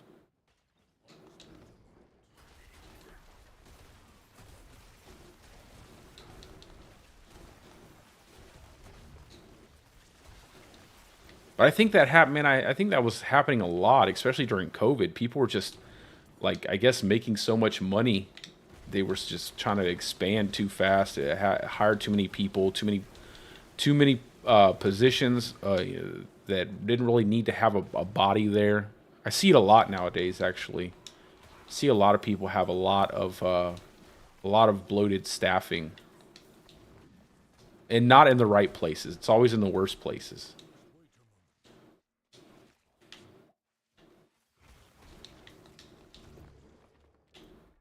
But hopefully those people who got laid off, hopefully find jobs soon. Especially now with how expensive everything is. I can't imagine living in like a major city and trying to afford everything and then suddenly getting like not having a job. Hopefully they had some kind of severance packages in place for their employees.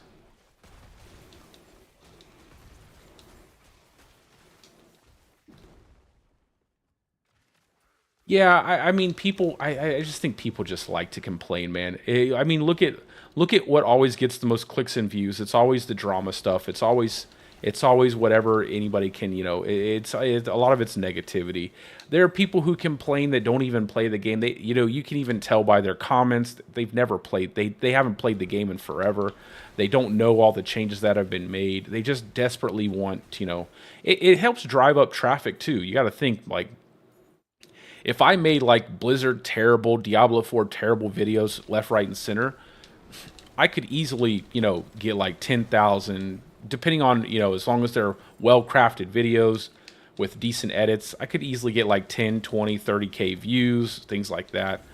I don't find any value in that. I like communities of people. I don't want to be a positive person for the community of the game that I enjoy. And I'm not only going to play Diablo 4, it's just the only game that I enjoy streaming and making content for at the moment. There's Last Epoch coming out. There's going to be Path of Exile 2. Obviously, there's going to be, survival horror games that I want to play. There's tons of games that I enjoy playing. Souls-like games, all that stuff. But I'd rather actually be a positive part of that community than someone who's just constantly, bringing up the same beating a dead horse, basically. It's just not my thing. Yeah, exactly. Gaming, people spending so much time at home, gaming had a massive boom. They needed the staff. They probably, like I said, overstaffed everywhere, but they needed it at the time. They were making tons of money. I mean, they're still making tons of money. Let's not act like they're still making tons of money. It's just everything's become more expensive. So now they actually, it's more expensive to have employees. So you kind of have to bring the numbers down, especially with a merger. You got to know that when a company gets, merges with another company, they're not going to keep every single position. A lot of people are going to lose their jobs. A lot of jobs positions are redundant, and one person can oversee more than in a specific position. There's no need to have two of that position.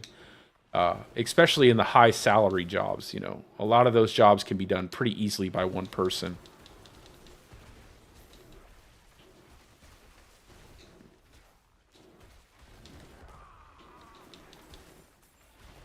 And I know that a big topic now is like people talking about like AI, especially with Power World and all the success it had. Like all the success Power World has had in AI and how advanced it's getting, how good it's getting at making different things. And I know a lot of people, a lot of artists are kind of worried about their jobs, but I mean, that's the nature of technology, man. I mean, it's the nature of technology. It just is what it is. I think people will have to learn how to use AI better. Like just make AI art and make it better than anyone else's AI art. But at the end of the day, like if people are happy with the product that they're getting, they're not gonna worry too much about like what an artist says or something like that. It is unfortunate for those people, but it is part of the whole process. I don't think a lot of people realize how many like even I don't think a lot of people realize how many high degree jobs like higher education jobs are actually at risk when you have something like AI as well. I think they think a lot of the minimal jobs out there, those are the ones at risk, but the truth is they can't build a good robot yet. So a lot of these jobs that require, labor, that require actual, being in that position doing those specific things, those jobs are safe. It's if you find yourself sitting behind a computer all day, doing certain things, those jobs are the ones I think are at a higher risk, just because, I mean, that's the nature of it. You're going to have a computer program that can basically never get tired, do the entire job you're doing, and for no cost whatsoever, other than maybe a small fee to the licensing company that's giving you the AI software. So it is a pretty interesting place we're finding ourselves in. It is a pretty interesting place. You just got to hope that people can, find a way to have a soft landing and manage to kind of keep up with the times. It's not necessarily as easy as what, you know, a lot of people try to pretend that it is. I'm always all about hard work. I think it's important. Work ethic is important. All those things are very important, but it's a different day and age nowadays. Like my grandmother could work as a temporary, as a temp teacher at a local elementary school and drive buses, while my grandfather worked out at a corrections facility as a locksmith, and he was able to afford for his whole family. Never was on any social systems. Afforded his whole family. Was able to buy, get his house built and everything. It wasn't like a mansion. It was a nice little quaint little house that he had specifically built the way he wanted it, and it was his pride and joy. But you just can't do that stuff nowadays, man. You can't just have that. You gotta be able to make at least. You probably have to make six figures just to live paycheck to paycheck sometimes, depending on where you live at. And obviously, you got to monitor your spending habits, which a lot of people don't really do nowadays. Which it's kind of hard. As easy as it sounds, it is kind of hard because you get so used to doing certain things that it almost just becomes a habit. You don't even think about what you're doing.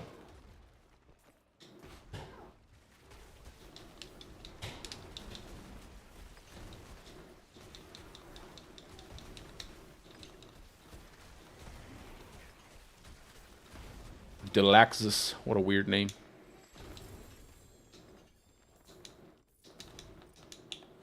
I just hope that they get better at what they're doing, no matter what they're using, because I feel like a lot of times, it's like even movies nowadays, they're almost devoid of any kind of like real passion or soul. Movies, video games in general. Every now and again you'll find a gem, but most of the time it's like, okay, well that was okay. That movie was okay. That game was okay. That story was okay.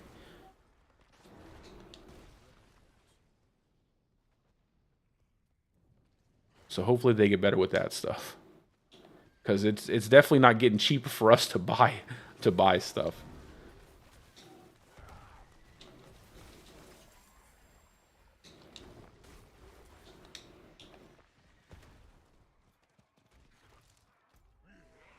Where's that? Man, I feel bad for those people who made the Helltide website. Now they got the Helltide markers up on the map. That's that way it should be, though. We shouldn't have to use third-party sites to do normal things in the game, man. I like the fact they have the markers up on the map now. It's nice. You can see things. Also, guys, if you're new to the game, these Screaming Helltide veins drop Forgotten Souls. They look like the little nodes that stick out of the ground, the resource nodes, but they're purple. And they're really useful when you're doing your Helltides and you're trying to get Forgotten Souls. So don't forget about those. They're usually near the edges of different areas, the edges of the map, or edges of a land of a big rocky mass or something like that.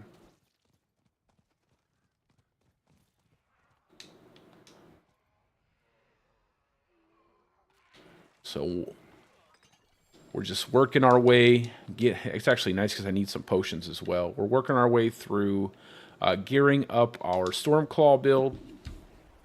I still need a couple things, but I'm grabbing up some living stills so I can farm up some bosses. Get a full set of Duriel runs going. Probably like 5 Duriel runs, and then I'll party with a group of people to do rotations. I really hope I can get those uniques fast with my Lightning Storm build. I would love to see the real amount of damage I can do with that build.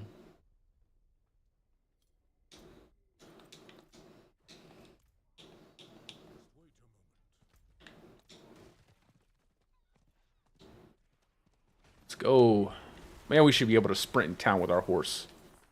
Oh, you know what else I'm missing from Season 2? I miss the infinite sprint on your horse. Oh my god, that was so nice. I've always said since the game launched, I've always been like, my soapbox is, take all the cooldowns off the horse. Like, whoever decided to put cooldowns on the horse, it's just a bad idea. Just take all the cooldowns off the horse. Let us sprint around as much as we want. We can only use them in the overworld anyway. It's not like we can jump in the dungeon on our horse, so I would really love it if they would just let us sprint as much as we want, let us use our attacks as much as we want, and also let us mount and dismount as much as we would like to mount and dismount. The only thing I'm okay with them keeping is the dismount cooldown if you get knocked off your horse. That's perfectly fine. But for the love of God, for the love of all that is holy, take the stinking cooldowns off of the horse. They don't even need to be there. This doesn't make any sense. Someone really loves cooldowns.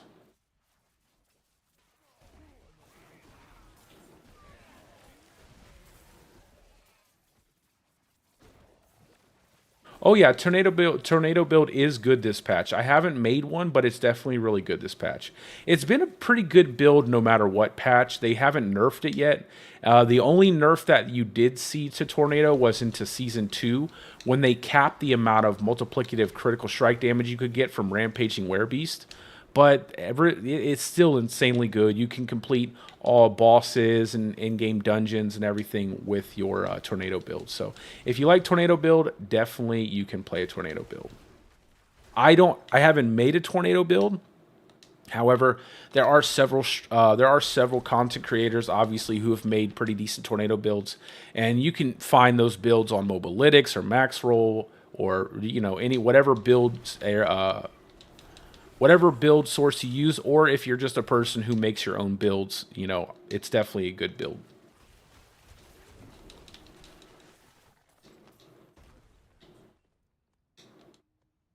I personally just don't want to run werewolf tornado build. I don't want to run werewolf any kind of caster. I'm an anti-werewolf caster. I want werewolf attack speed. I wish direwolf gave you attack speed instead of spirit cost reduction. I wish direwolf aspect gave you a massive boost to your attack speed. I personally have no idea why the difference between werebear and werewolf is attack speed and movement speed versus overall damage and damage reduction. And then you get to something like the direwolf aspect, and then suddenly it gives you spirit cost reduction. I know people might not agree with me, but I just doesn't make any sense to me. I wish they would just give druid resource regen and just remove that part of the direwolf and make it attack speed.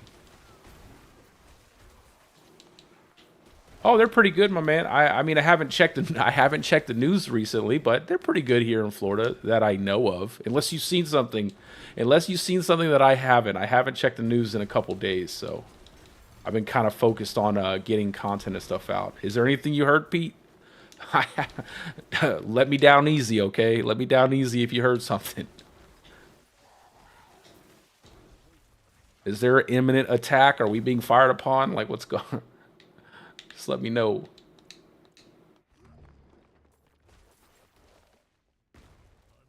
Yeah, man, I was super stoked to get that build out, man. I knew I could when I looked at the patch notes, I was theory crafting for a little while and I was trying to decide which build I wanted to make first. And I was like, Lightning Storm just hasn't been viable. And moreover, I haven't really seen a lot of people, if anyone, running a Lightning Storm human build. And when I got the pet companion, and I found out how fast Tempest could attack and how much resource you could get back, I was like, okay, this is a perfect time to make a human druid. And it just worked out beautifully. And now they even buffed the amount of resource you get back to 20. And once you get those Uber uniques, the Ring of Starless Skies and everything, you're going to be smashing through everything. So, like I said, I have an Uber version, and that is down in the description of the video if you want to check that out. But I'll probably make the Uber version of the Lightning Storm build, the actual video for it, once I get the uniques, so that way I can actually test them out and see how well it functions. So I have no doubt that it's going to function better. I just want to make sure that it functions better. But the build is there if you guys get luckier than I have and get those uniques before I do. But yeah, I'm definitely happy with the build. I don't think it'll be changing much throughout the season unless they do something crazy with the content.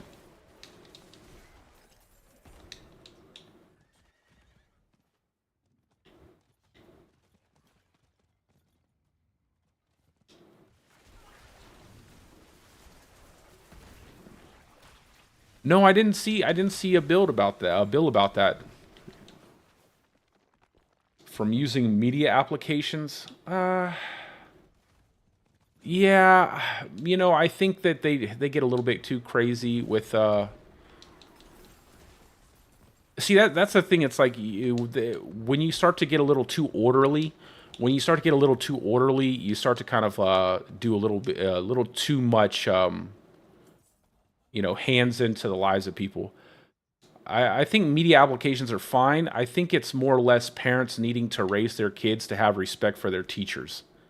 That's your kids are only having, a lot of kids have issues with media, with content like, the internet and stuff, and using their phones all the time because their parents, and I'm not saying anything bad about people. I know people have to work hard, and I completely understand. I come from a single mother household. I know how, just from watching, growing up with her, I know how difficult it was for her. But at the end of the day, like, you got to teach your kids to be respectful, and you got to teach them to listen to their teachers. And you got to teach them about moderation, not overly consuming media while they're in the classroom. I haven't seen that bill, so I don't know the specifics of it. Yes, I am in Florida. I live close to Tampa. I don't know the specifics of it, but I'll definitely look over it and see if it's something that I feel is not appropriate. It already sounds like it's a bit of an overreach.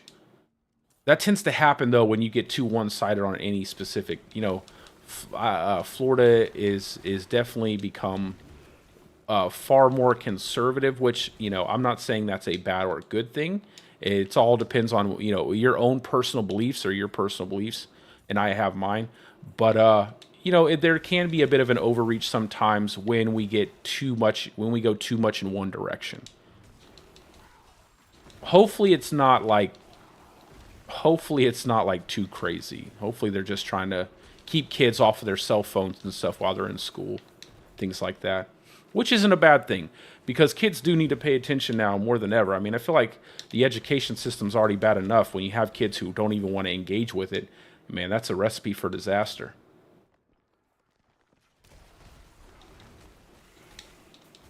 Okay, all right. I was like, something's got to be happening. She could be moving to another state, Pete, because it's getting so dang expensive to live here, man. Everybody's moving to Florida. The charm of Florida was that, it was a nice vacation area, but it wasn't so expensive to live in. If you didn't live in the city, you could get a decent house, a decent place, on a relatively decent wage. But, now things have just gone crazy. I mean, they've gone crazy across the entire, country, and in many other countries as well. But Florida has just seen such a massive boom of growth with all the people moving to Florida that the housing costs have gone up astronomically. The cost of living is crazy, and they don't necessarily increase your wages that fast here in Florida because they're obviously behind the times. They're like, oh well, the cost of living isn't so bad in Florida. It's like, I had a friend who was well, not really a friend, but they're an acquaintance. One of the parents of a child that goes to school with my son, and she moved from Cali, and she got a job, and she was like, well, in Cali she could make $60 an hour easy with her career path, and she could afford for like a babysitter to come and play with her kids and stuff if she was at work, and it wouldn't cost her entire wage. But here it's like, in order to get like someone to come and entertain your kids while you might have to go to work for a few hours or something like that, you're basically just working to pay the babysitter. So there is some pros to living in Florida, but there's definitely, it is getting more and more expensive, especially as more and more people are moving here. So I can definitely see why some people would be moving out, especially if they were coming for the quiet life, and it's getting a lot less quiet.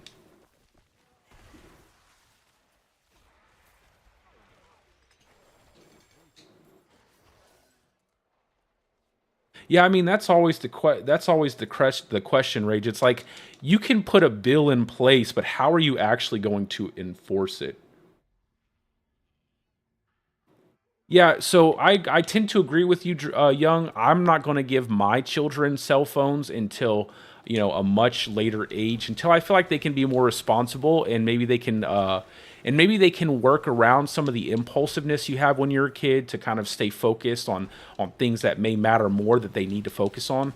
So I don't plan on giving my phone a phone to my kids until probably sometime in their mid-teens. I know I'll probably give them some type of communication device or maybe a basic cell phone for calls and texts, but nothing with internet access. And when they're at home, I'll monitor their internet access and make sure they're getting all their work done and their studies done before they get to enjoy any kind of leisure time. It's something I never had when I was a kid. I had a very unstructured childhood, and I definitely paid for it when I got older. I had to do a lot of self-learning as an adult, and I'm still doing a lot of self-learning. Discipline is one of those things that's been a lot harder for me to be good at. just because of how much discipline I lacked when I was a kid. Uh, Not that I had a phenomenal mother, I love her to death. It's just one mom trying to raise a bunch of kids ain't necessarily easy, and she was always doing so much for everybody else. So I want to provide them a lot of structure, so that way when they get out on their own, they're able to be productive adults, and people who can bring a positive, be a positive force to society. But it definitely is something that I think people need to pay attention a lot more of, how much they're actually giving their kids access to devices. Even me, like we give our son a little Leapfrog tablet, and he's having a good time on it. He's really learning a lot of. It has a lot of educational games and stuff like that. But there are the occasional games that aren't necessarily focused solely on education, and you can tell like he really loves that tablet, and so we have to be very careful with how much time he spends on it. And when we tell him no, it means no, and we put it up, and he has to accept that. And he does a pretty good job. He's a really good boy, but there's just always things, especially with technology and everything. It's I trust me. I've seen a lot of parents who say that, who say something like that, but they're on their cell phones 24/7. Or I always love the parent. Like I'll see parents who are telling their kids not to be on the phones and stuff, but they'll be at the park and they're sitting on the bench and they're scrolling through their phone. So I feel like even as adults, we have to be more mindful of the image we present to our children, because all our kids are basically copying us. So we just got to be a little more mindful of how much time we spend doing certain things ourselves.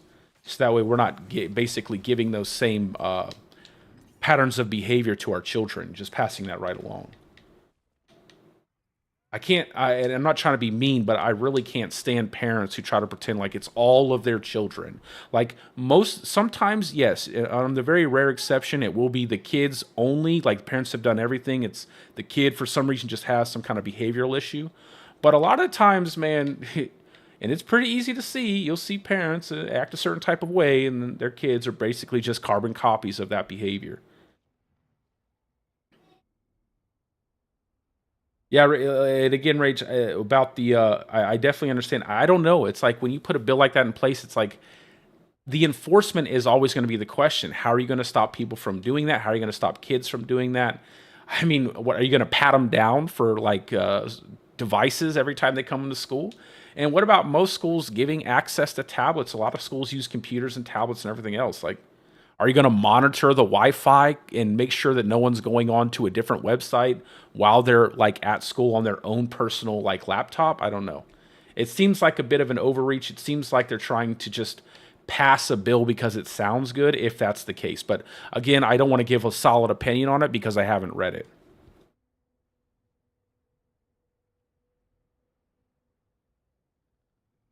Oh yeah, Georgia, South Carolina.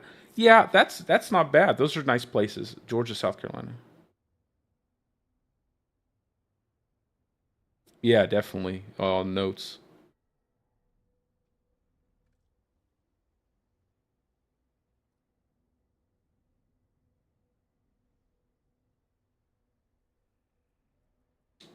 Yeah, I mean, that's at the end of the day, like, you can pass all the bills you want, but if it's not practical, if it doesn't actually function, like it can't possibly function in today's society, like the way that we are structured, it doesn't matter what bill you pass. What are you gonna arrest the kid? Like you're gonna shake down the kid at school? You'll be like, hey, what do you got? I see you got your cell phone. I see the imprint in your pocket.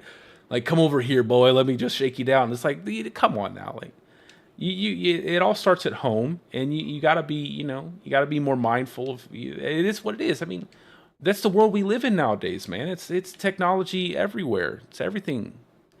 Unfortunately, I do tend to think that as a human race, we don't necessarily use technology to supplement our lives in a positive way. We more or less use technology as a crutch. We always use it to make ourselves dumber, unfortunately. Hopefully and that's not everybody. That's not everybody, but I think generally speaking, most people are not doing anything extra with their time when they order food from their phone through DoorDash. You know what I'm saying? It's not like you're spending an extra hour reading because you didn't have to cook supper. You're probably spending an extra hour in front of the TV or playing a video game. Uh, not trying to call myself out here, but playing a video game instead of actually doing like some reading on some topic or working hard at whatever thing that you desire to do, like a a good hobby, right? So it is a bit difficult. It does sound like but it does off the surface level without reading it. Sounds like a bit of an overreach. It sounds like they're just doing it to please some voters or something like that.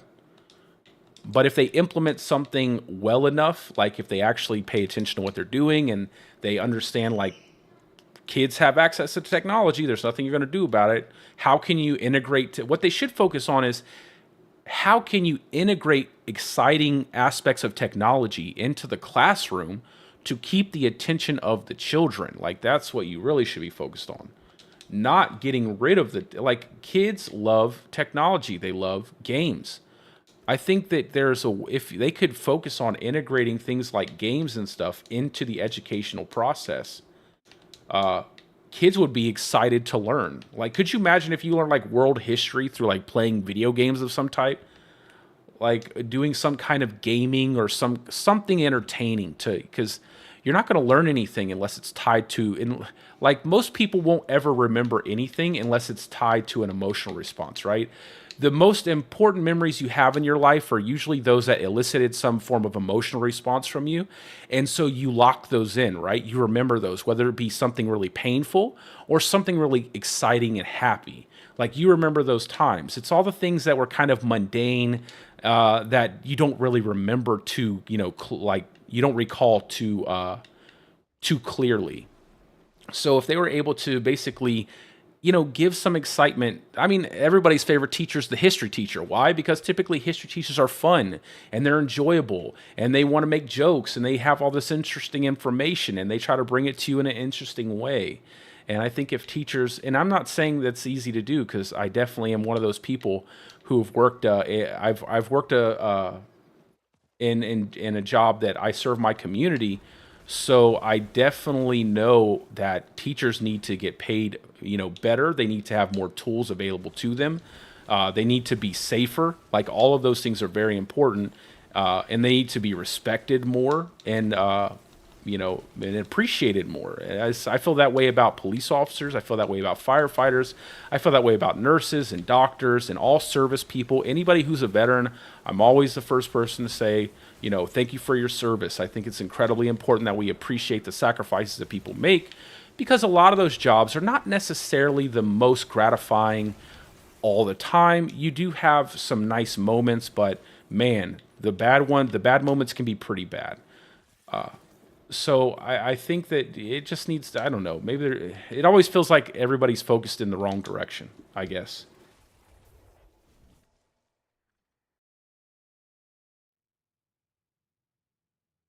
Oh yeah, well Pete, let me tell you, once you get to and that's expected, Pete, because of the way they had season 2 set up with all the loot that they gave you. But once you get closer to like tier 4 and you start running some of those dungeons, you're gonna get way better gear a lot faster. I mean, I'm getting 925 gear all the time. So once you lock in a really good build and you're able to get to that content and actually go through the content, you're gonna have a great time. I think in terms of getting gear and not just any old gear. It's like 925 gear that you constantly get from doing the content. It's just a little harder now at first, especially if you're playing a druid. Especially if you're playing a druid. They didn't really give us any new toys, I would say, for the early game. They did for the late game, but not the early game. Oh my god, 100 out. Oh my god, to get a mighty, dang, bro. I'm telling you, man. They just need to fix the aspects, man. Just fix the aspects. I'm excited for the codex. I hope they do some really cool stuff with that codex. Let me go do a couple rolls on my gear real quick, and then I'm going to I'll do some bossing. Dang, man, 100. That's crazy.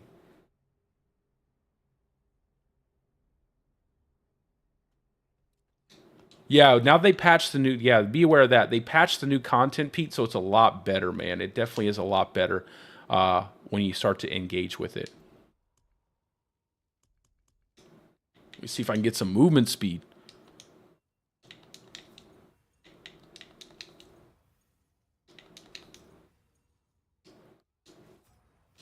Come on. I don't need all of this stuff. I want movement speed. Oh, man. I'm not even going to keep these boots. That sucks. I wanted movement speed. I'm not going to keep them, so I'm not going to continue to waste money. Let's get rid of this armor roll. All stats. It's perfectly fine. I need the... I'll take the all stats for right now. Well, let me roll it one more time. Take the damage reduction while fortified. Never mind. That's better. That's a pretty decent roll on it, too. I need a better roll on that damage reduction from close enemies. I always get bad rolls on that. And then let me roll this helmet here. They got a basic attack speed. Let's just take off some dexterity. I like the barrier gen. I'll keep the barrier gen, keep the willpower. And what am I going for? Let's go for that attack speed. Hopefully we get it within like 1 or 2 rolls. Because that's really all we have. Not this helmet. What am I doing?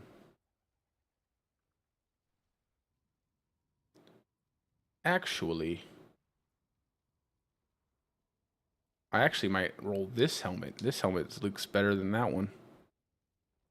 We'll roll this helmet.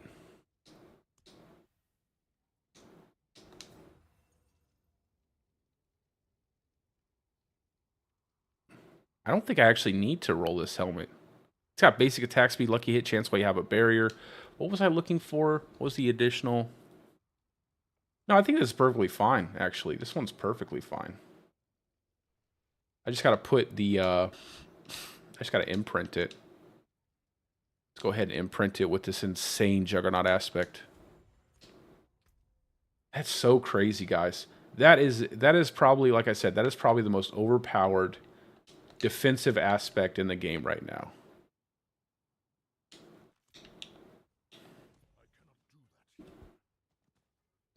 Yeah, I know, it's crazy.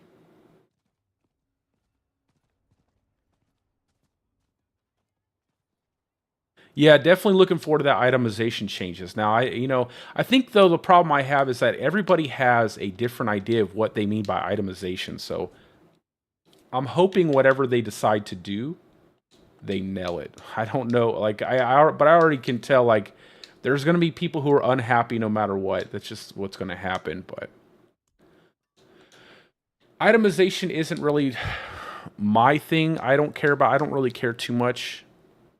My thing is in-game. I need better bossing. I need more rewarding bossing. I want better PvP options. I want everything that I want more cosmetics baked into the content where you're actually getting rewarded for doing these really hard in-game bosses. That's what I want. I want stuff like that. I typically don't care too much about itemization. Like to me it all boils into the same thing, right? You get gear, you kill monster. I just want it to be exciting when I kill the monster. I just want to get more stuff when I kill the monster. I'm still dying to get what do I need? One blight shade. How many do I need? 5.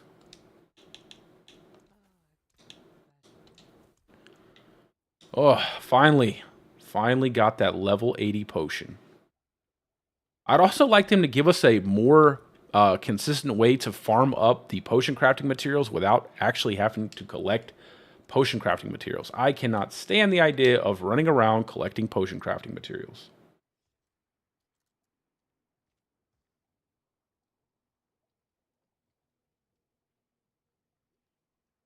Well, you'll get there, brother. You'll get that 925.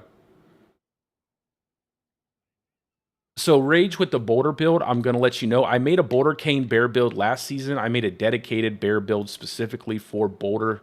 Now, I'm going to give you my quick rundown, okay?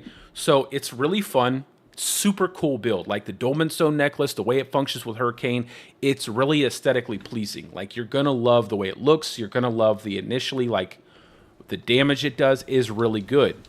The problem is that boulders immediately get knocked off by suppressor fields, and they also get knocked off by waller enemies. So when you run into a waller enemy or a suppressor enemy, It's really noticeable. It's really noticeable. And on top of that, my biggest gripe, and something that I think they actually did better on here with the uniques for this season, is the Dolmen Stone necklace. Is it makes no sense that they gave you wrath skills instead of core skills, because the only good aspect that works with Boulder is the metamorphic aspect, which they did reduce the cost of, which I'm thankful for, but they need to reduce the cost of even more because Boulder is still absolutely trash. But what it does is it turns your Boulder Wrath skill into a core skill. And when they turn your Boulder Wrath skill into a core skill, you no longer get the benefit off of your amulet from the ranks to Wrath skills. It's absolutely, it's asinine. It doesn't make any sense. So I think they need to remove that and just give you ranks to Boulder, because Boulder is the only skill that's doing the damage there. And Hurricane is terrible overall anyway. It's just a damage reduction skill for me. But like I said, it's incredibly fun. It will definitely kill bosses.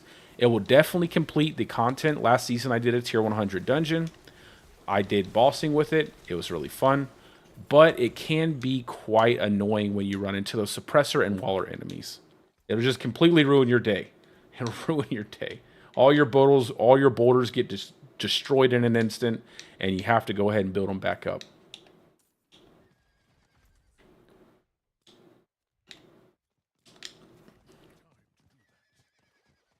Just picking up some more quests, some more bossing materials real quick to retrieve whispers. And then I'll do some bossing. Man, I hate how fast I run out of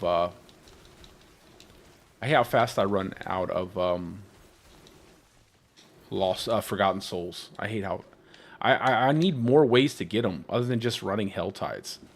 It's like you get a decent amount of them from Helltides. I just want a different way other than getting them randomly sometimes from deconstructing your gear. I want like a different way completely. I don't want to run Helltides. And not until I get a lot more movement speed. Once I get all the movement speed, I'm good. But until then, it's like a pain.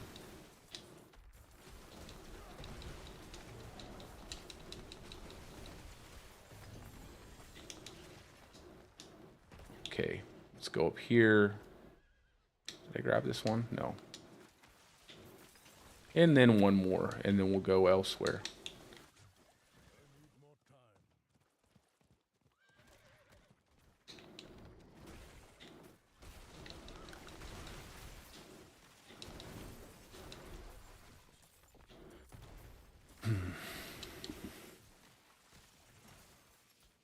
Oh my god, bro. You're crazy. Yeah, it's crazy. Earth skill build, man. Oh my god, you're better than me, my man. You're better than me. Those Earth skills, I said early on, I was like, Earth skills desperately need a friggin' buff, man. They are so bad, so bad. Like it is laughable how bad Earth skills are. I don't know how they didn't make a. I don't know how they didn't buff those this season. I don't know. I'm just crazy.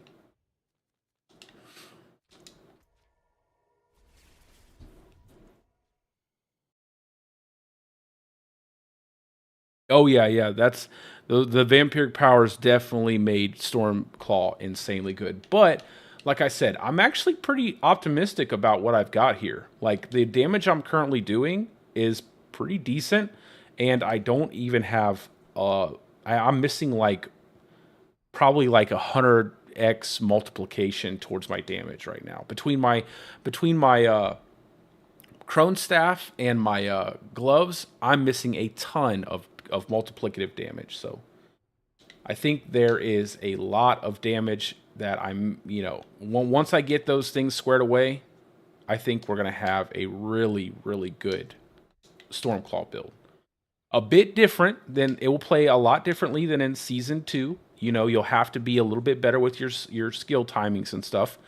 But for the most part, you should still be able to run through all the content, and it will be controller friendly, and you shouldn't have any issue with survivability. So that's my hope, at least.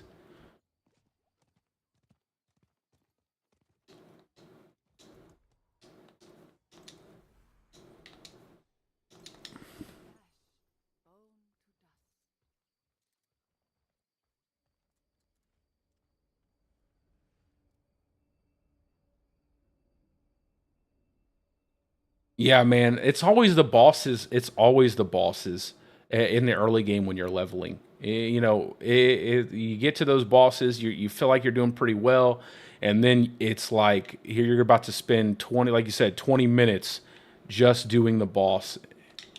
I feel like I said, I feel like if they just gave Druid resource regeneration, they need to get. I think they need to give Barb and Druid resource regeneration. It seems kind of silly to me that they're hung up about resource regeneration when Barbarian literally does just one shots everything with every skill. They buffed charge by 900%, but you don't want to give Druid resource regeneration. Like, I just want to smack someone. Like, what are you talking about, bro? Like, how do you give charge a 900% boost, but you don't want to give Druid resource regeneration because you're afraid it will be too powerful? That is like blows my mind. Like, if they would just give Druid resource regen so that way, or something they could do is give Druid resource regen while in human form, right? So if you wanted to make a human caster build, you had that option for yourself. And then in order to swap into a werebear or werewolf, you would get a boost to your, you know, whatever that is, a boost to your attack speed, a boost to your damage, but you'd have to sacrifice the resource regen. And then we could have something really unique there. That would be a cool little unique class mechanic where you sacrifice your resource regen for attack speed on werewolf, or you sacrifice that resource regen for attack speed. Uh, for flat damage on werebear. Much in the way that, and I haven't played a necromancer, but I believe that you can sacrifice your minions to gain power as well. So I think that would be a really unique way of setting it up, because I'm really, like I said, I'm really tired of seeing like all the caster builds be werewolf. Like, why is that a thing? Like, I want a werewolf to be like a savage, mindless killing machine. That's what a werewolf is to me. Not a genius caster. You know, not someone who's sitting here casting spells left, right, and center. I mean, not my werewolf anyway. Okay, not my angry werewolf. My angry werewolf wants to, you know, if it's not the Michael J. Fox werewolf from Teen Wolf, you know, it's a bloodthirsty werewolf from Bad Moon. You know what I mean?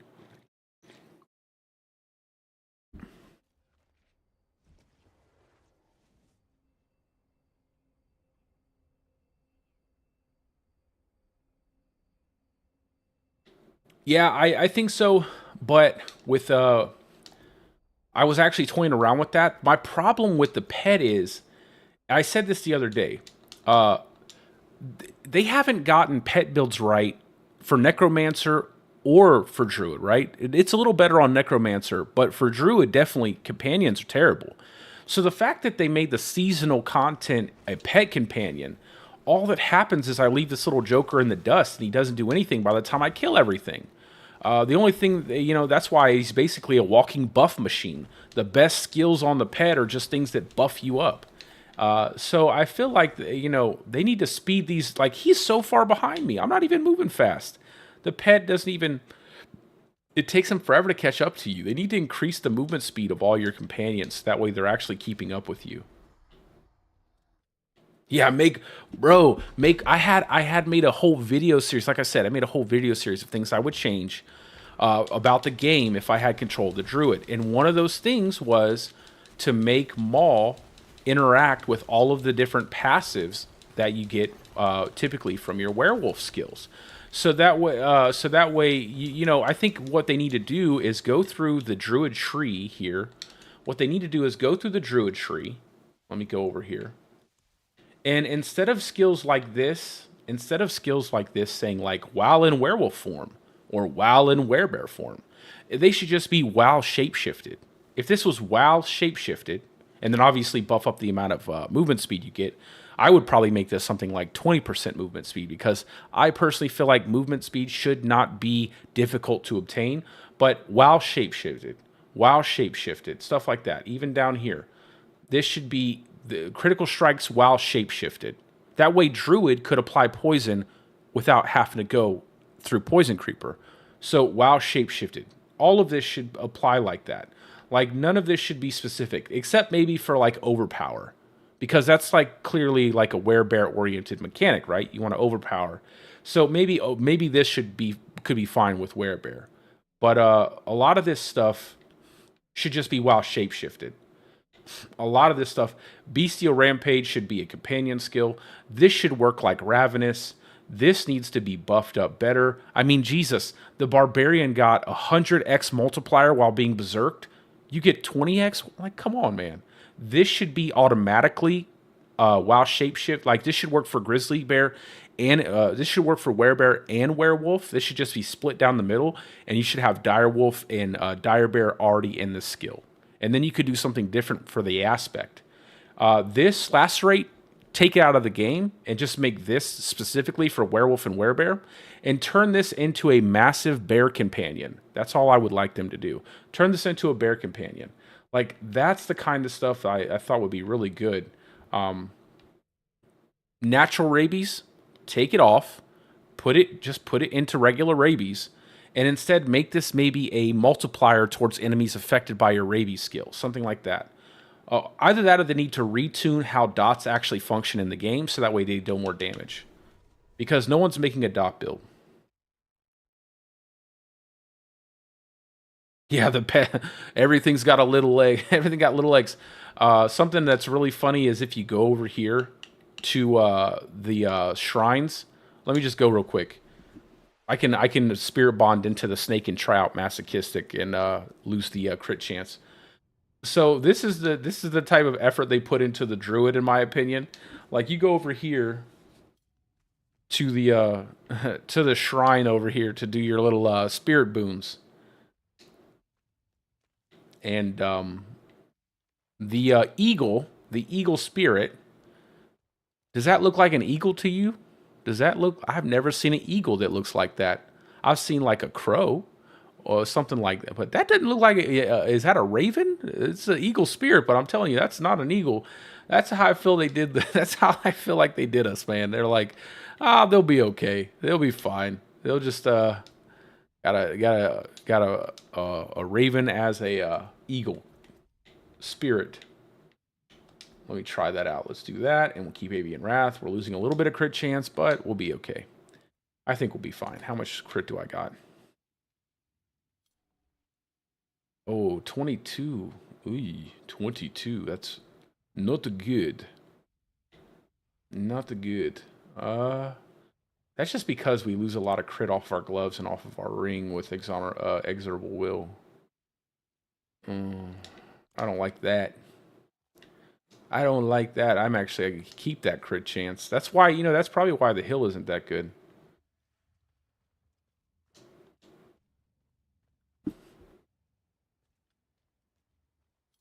Yeah, trust me, I would love, I'd probably have to, I'd have to be one of the big boys to get the ears of Blizzard, man. They probably want to pay me peanuts anyway. I'd be like, let me tell you what's everything wrong with your game, okay? And they'll be like, nah, we don't. I would do it, trust me. If one of those developers were like, hey, man, you want to talk about the game? I'd be like, yeah, bro, let's talk about your game. Let's talk about it. Let me give you some ideas. Let me give you some interesting ideas that I've had. But most of the time they have their ideas already. They know what they're gonna do. They just haven't done it yet.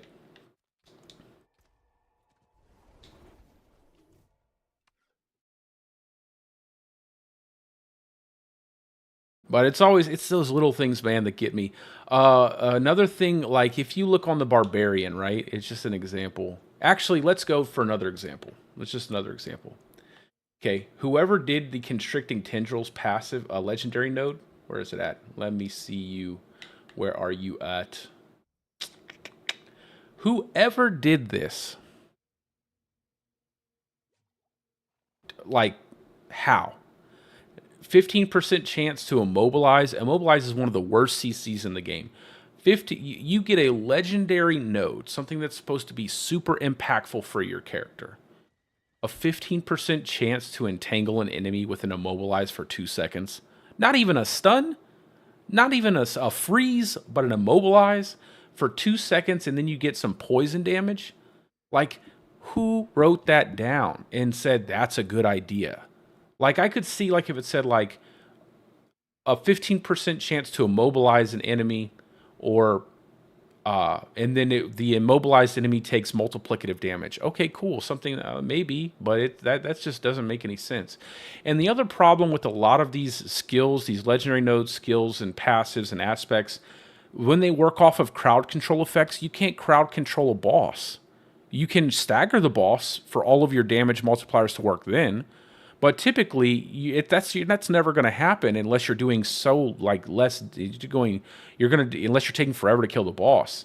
So they need to actually make it where you debuff the boss with your crowd control effects, but the boss doesn't take the crowd control.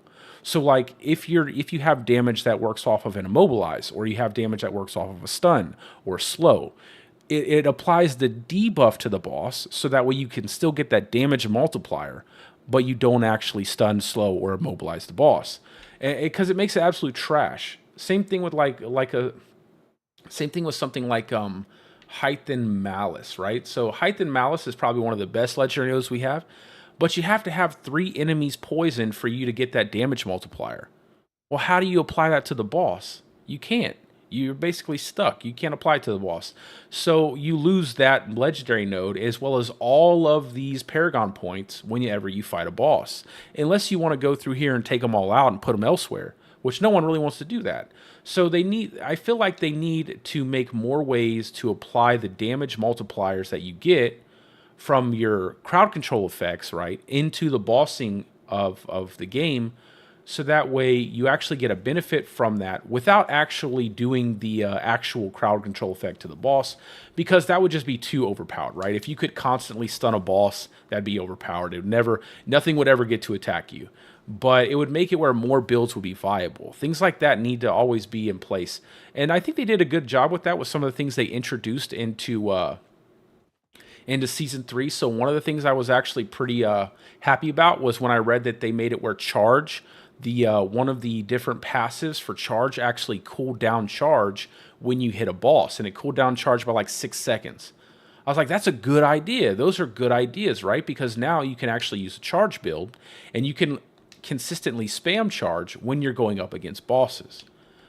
So it's just stuff like that. Like, they have to be cognizant of those things, because it really pigeonholes people into specific builds, and really locks down creativity when you can't make a build entirely focused on crowd control because it won't do anything to a boss.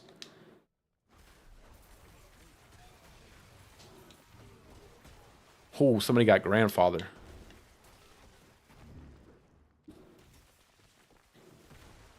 I mean, that's true that they got Last Epoch and they have PoE 2, but I don't think Last Epoch will have the ability to advertise like Diablo does, and I think Last Epoch will be good, but it's not gonna get the customer base from Diablo 4.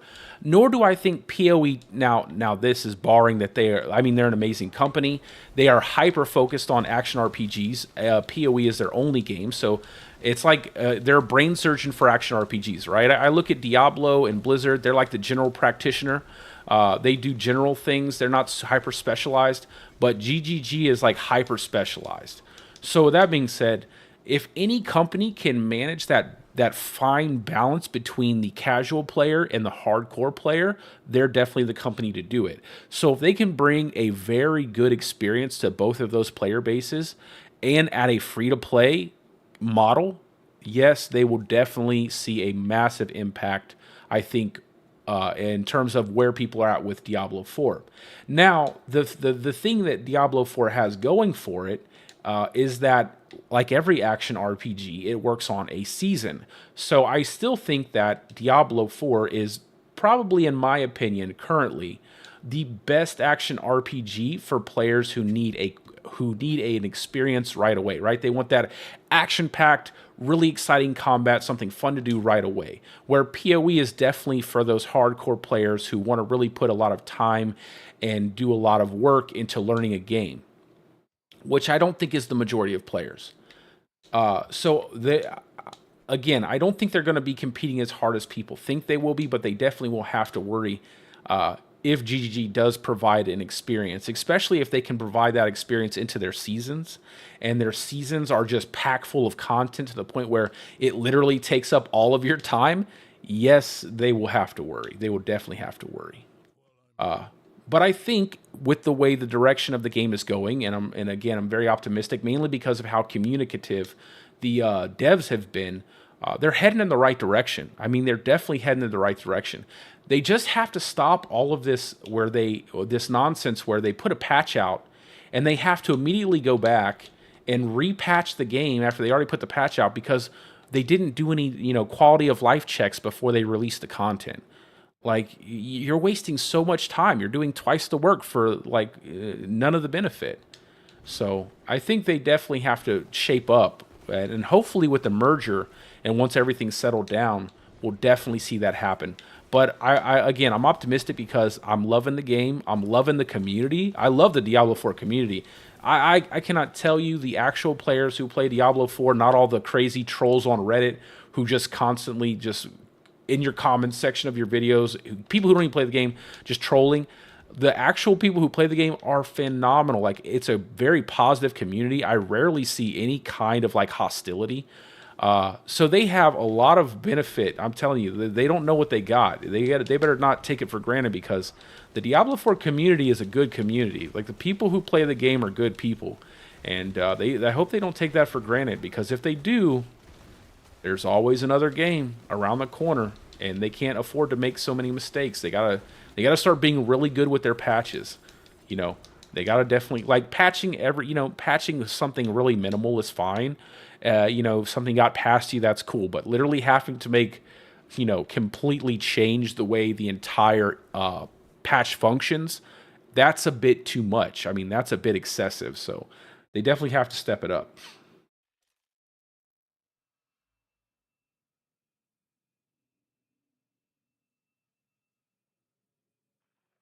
Yeah, exactly. Like, just implementing more things for casuals, simplifying some of their systems. I don't want to use 7 different third-party websites to learn a game. I don't want to do that. I don't want to have to do that. So that's where they have to figure it out. And I think that they actually see, this is my biggest thing, right? This is the biggest difference for me between the two games. Well, there's two things. So the GGG and the people who run GGG absolutely, in my opinion, love making their game. I think they're completely in love with their game. I think they're completely in love with bringing that experience to players. I think that they're probably sitting up at night, bouncing ideas off of each other with just glee and excitement. I think that they're very excited about their game.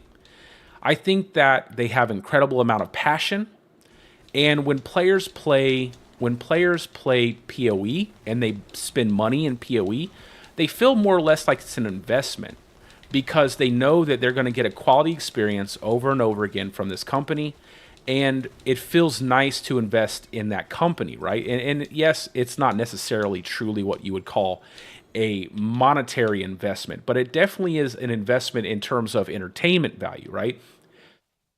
The difference with Diablo is I don't feel like they actually love their game. I think that they enjoy certain aspects of their game. You can definitely tell the art department, they love doing their art. The cosmetics in the game are phenomenal. The theme of the game, the atmosphere is amazing. But I don't feel like everybody loves making Diablo 4. I think they might like their job, but I don't think they love their job. I think they lack a little bit of passion. And they need to find that passion, and they need to find that excitement to make Diablo 4 content. Now, the difference when I say that PoE is an investment, so when you buy things in PoE, right, you feel like you've invested in the game. When you're getting stuff from Diablo, you're purchasing it. That's all. You're purchasing the game. You don't feel like you're investing in the game. You're just simply purchasing the game. And I think that small change in your mentality is when you actually cross that line into feeling like you're investing in a game, that's when they're doing a good job, right? When you buy a cosmetic out of the shop because you want to support, you're not just because you enjoy it, but you also want to support the further development of that game, and you believe in the developers, that's when they've started making a good game. That's when they've really kind of captured a hardcore audience for their game. So I think if they just have a little bit more passion, a little bit more excitement, and definitely start shaping up and not just kind of putting things out and going with the we'll patch it later mentality, because people are getting tired of that. They'll be headed they're headed in a good direction. But I think they're doing that now. I think they're doing a pretty good job, especially I think when things settle down after the merger. But the future is unknown, so you never know.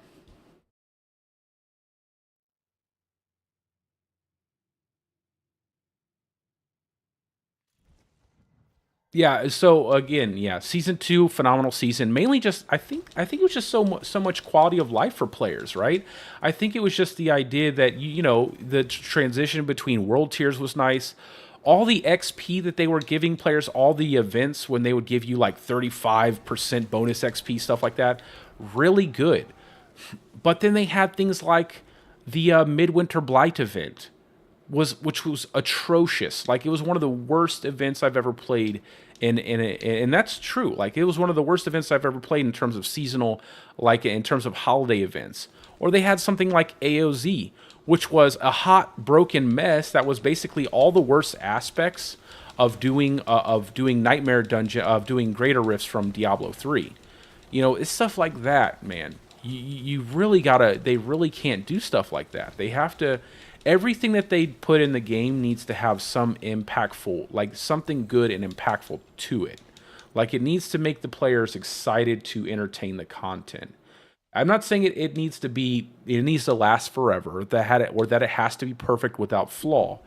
But you should definitely. I'm just saying this. You should definitely want to entertain the content. I felt like I was dying doing the Midwinter Blight event. I felt like I was like, am I ever?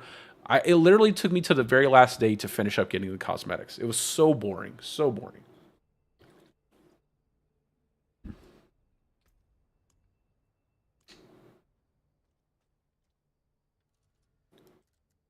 Absolutely. And what made me the mad, what made, I can't say mad because I don't really get super emotional about video games. If I don't like it, I just move on to the next one. There's so many games nowadays.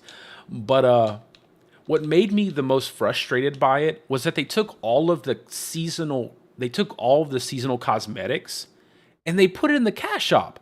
I was like, it would be so much more fun doing this content if you could get the horse cosmetic from like killing the red cloaked horror, right? If you could get all the cosmetics for all the different classes just by simply going through the content and breaking all the different objects and getting if they added all of that, all of those really cool cosmetics into the content, well, then maybe it would be more rewarding to do that content. I feel like they're going a bit overboard with the cash shop, especially like these the cost of this, man. I mean, they really gotta tone it down. I mean, it's just crazy. Like, this is, and don't get me wrong. Like, look at this. This thing is dope. Like, this whole cosmetic set. This is awesome. The tattoo, everything for your, just amazing. Like, whoever's doing this stuff, phenomenal job. My problem is not only does this cost like $25 here, but then they take the horse out of it, they take the back cosmetic out of it, and they put all that stuff in a separate package. So you have to not only buy that, but then you have to buy the horse that comes with it, with the horse armor. And then you also have to buy the back cosmetic with the emote in a separate package. So instead of just spending the $25 for all of that, you're spending close to $35, $40 to get all of the different cosmetics. So, and man, they do such a good job with the cosmetics. I just wish that they would put a lot of that time and effort into cosmetics in the game, because I'm telling you, man, their art department is just killing it. Like, they're so good at their job. They're so good at their job, and I think that players would feel that reward doing bosses if you got a really sick cosmetic from doing the bosses. Something I thought would be a good idea is if they gave you a way to earn like coins, tokens, something like that, to exchange for the cash shop gear. Like, to exchange, maybe they take like 4 or 5 cosmetics every month, right? And they make them free if you earn the tokens from playing the game. And then you can go into the cash shop and you buy them with those tokens, right? You complete bosses, do this content, do that content, and it gives you those tokens. You accrue enough tokens, you can go buy a free cosmetic, basically.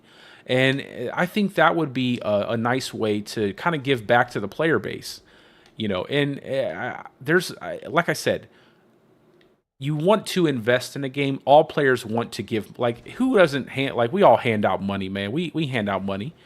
But when you truly start to feel like you're investing in a game, that's when you're happy, and that's where they need to be at. So, those definitely would be nice if they could give people a way of earning those cosmetics for free. And God forbid they put out a good holiday event. I hope the next one is really good. I hope they give us lots of stuff like cosmetics and something, not an aspect that is absolutely terrible. That aspect was terrible.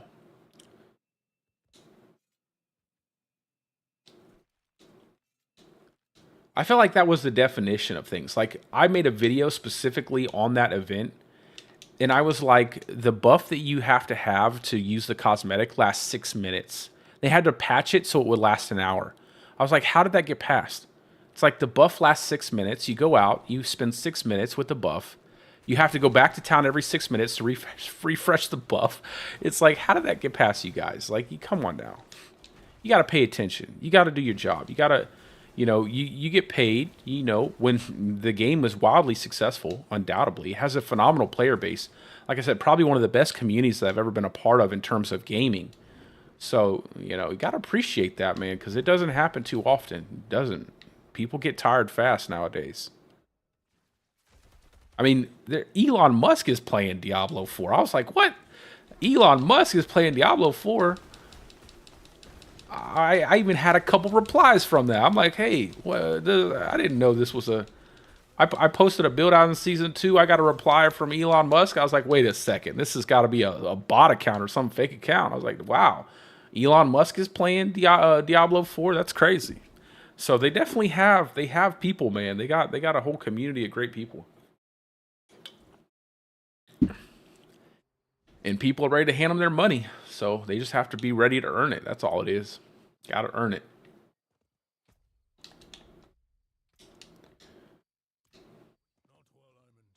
I got to get better at playing and talking at the same. I love to talk. I don't know if you've noticed that, but I love conversation. So forgive me, guys, if I slow down on the gameplay a little bit or I get kind of lost in conversation. I love.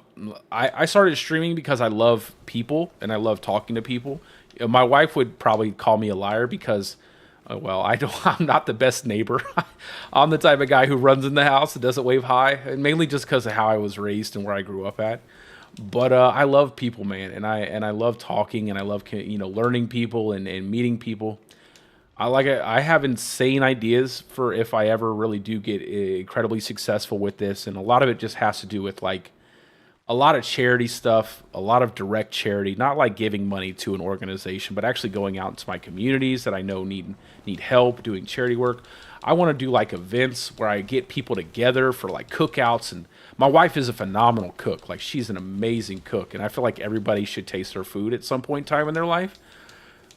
That sounds awful, but it's true. I feel like my wife is an amazing cook, and everybody should have that opportunity. And I'm the one who obviously gets to benefit the most from it. But I'm willing to share a little bit here and there. But I definitely want to just have a lot of community building, and I really don't. I feel like nowadays a lot of people look at people on the opposite side of the camera as viewers or subscribers, right? And you're human beings. Everybody's a human being, and I want to make that real. I don't know. Maybe I'm just wildly. Maybe I'm wrong, but I always hope to make that real connection with people, and just show appreciation. Just constantly show appreciation because it is time is a finite thing. And the fact that someone has spent time engaging with my content, time that they'll never get back, and they walk away with it and they feel like they have, that was something that was worth their time, that means a lot to me. That really does mean a lot to me. I know I say that a lot, but, well, it's true.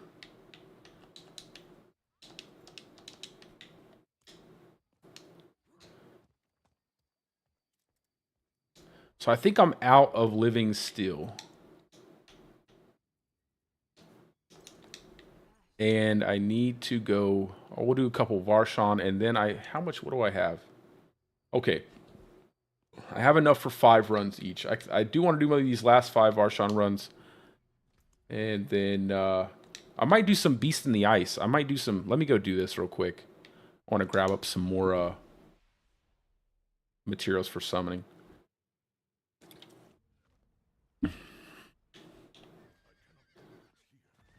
Let me go over here. I don't know what it is about a big pack of enemies. I just want to stop and kill it all. Hopefully I'll have this build out within the next couple days. I think I'll have it done. All I need to do is get Flicker Step and then a better set of gloves, I think. If I can get Flicker Step and a better set of gloves, I will be good to go. I don't want to like I know there's a lot of people who don't want to necessarily engage too much with bossing mechanics. So my job here with this is to make this build good enough that you can bypass most of everything. If you can kill the boss in under a minute, I feel like I've succeeded. Now, if you can kill a boss in a second, I'm sorry, that's not this build. That probably, but if you can kill a boss in under a minute, I'm pretty happy with the build. I think that's a fair amount of time. Or I should say Duriel, if you can kill Duriel in under a minute.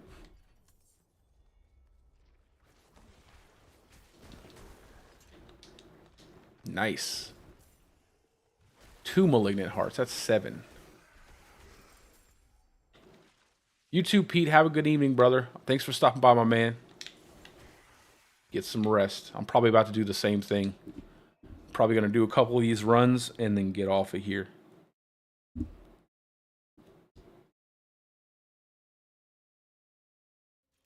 Sure, yeah, man. Which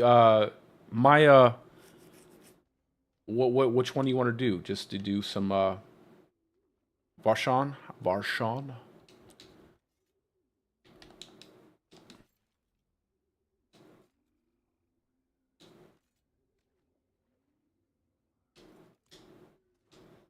We can, or do you want to do the Duriel runs? We can do the Duriel runs. I'm down for that. Although, bear with me, because I don't know how well this build's going to hold up with the enemy with that much health.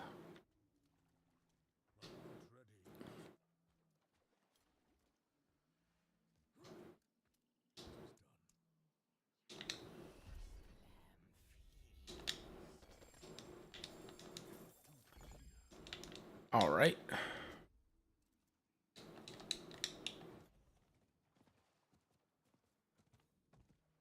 Oh my God, 21. I have 6. Absolutely. We can definitely do some Varshan.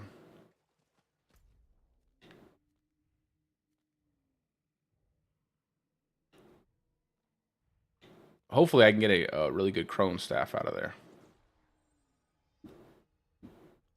Just, yeah, the eggs. Well, I am down to do it.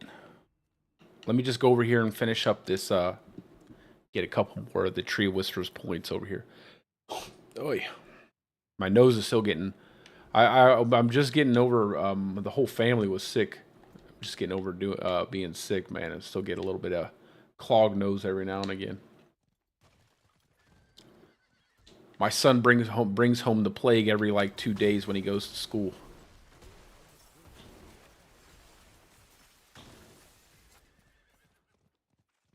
My battle tag is down in the description of the stream, so that way if you need to add me, you can go ahead and add me. I'll add pretty much anybody. I am not picky.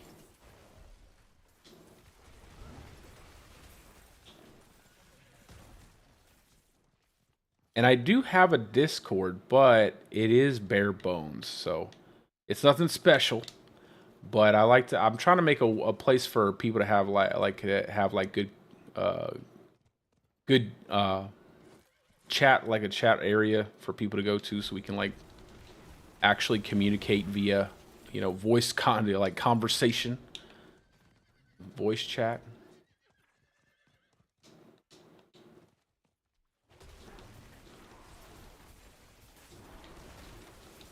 Oh, absolutely, brother. It is my pleasure. Trust me, it's my pleasure. I enjoy doing this stuff, man. I really do. I love making the builds for you guys, and when I strike gold and make something really unique that everybody can really enjoy, that means that is all I hope. That's all I hope for. So it is definitely my pleasure, and I'm glad that you're enjoying it. Give me just a second. I'll kill all these things real quick. Oh, I forgot to put the inexorable will ring back on.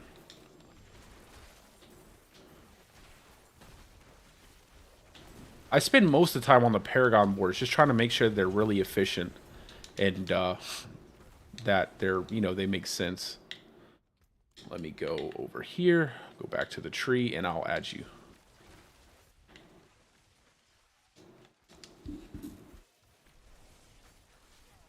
Oh my god, come on. Stop, man.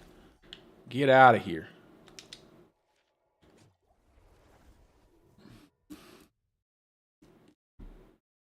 I hope you get all the footage I shot before for that build video, I shot with my Tebow's will that I first got, which was absolutely terrible.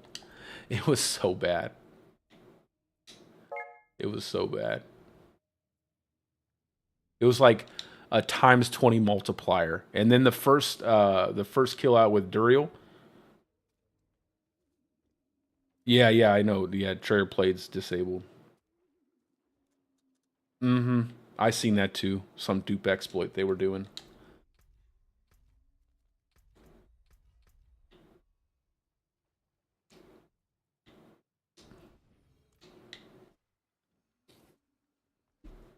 I can see why people want an offline mode though. I mean, obviously I'm not really too, I don't know. Does item duping really affect, the game? I mean, maybe if it was, I mean, I don't know. I guess if you're trading everything to everyone. But it's not necessarily a hyper competitive game. With leaderboards, maybe, yeah. Maybe with leaderboards, so. It's always best that they nip that stuff, but.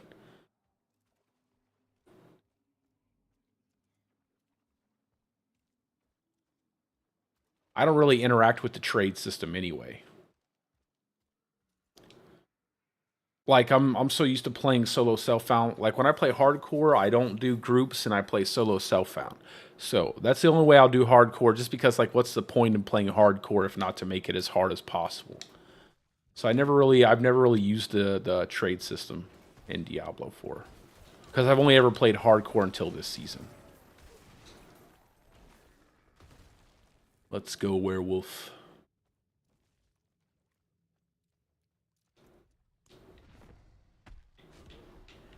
Hey, what's up? What is up?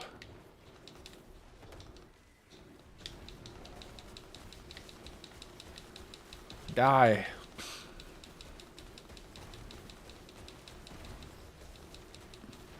This gets tanky with us. I gotta love how much tankiness the boss gets with a second player. That's what always made me crazy. Like when they when they made the barb the way, like when they nerfed overpower and stuff for the barbarian, but the barbarian was literally one-shotting Duriel in a 4-person group, and they're like, that's not enough, guys. That is not enough. You don't understand. This guy's doing 1 billion damage. Duriel has like barely any health. Let's see. Not good.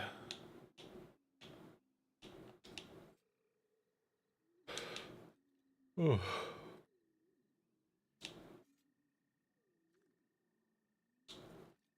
I also wish they had like higher tier level bosses here, like the that way you could get like 925 gear from doing Varshan, you could get 925 gear from doing Saint. I'd be perfectly fine with that. That'd be nice. Maybe like have a secondary Uber variation that you can access with more health or something. I don't know. It would just be nice if you could, like, when I get a Crone staff that I knew was like, oh, I got a 925 Crone staff. But They did change Nightmare Dungeons, so that will be the case once I farm those. I'll probably farm those quite a bit.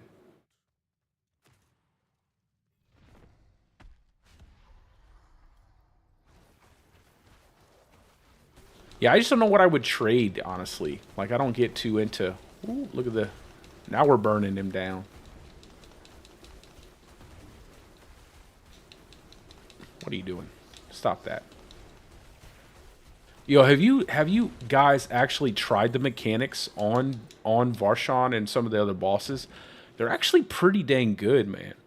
It honestly is... It makes me sad that we always end up just kind of blowing through the bosses like this. It'd be really cool if they could make the bossing experience like really feel more impactful and give us more stuff, but make the bosses a little bit more difficult.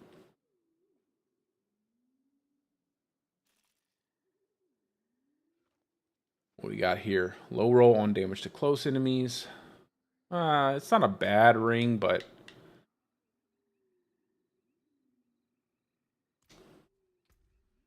I don't really want it. It's not bad though. I just like the stats on this one a little bit. They're a little more even.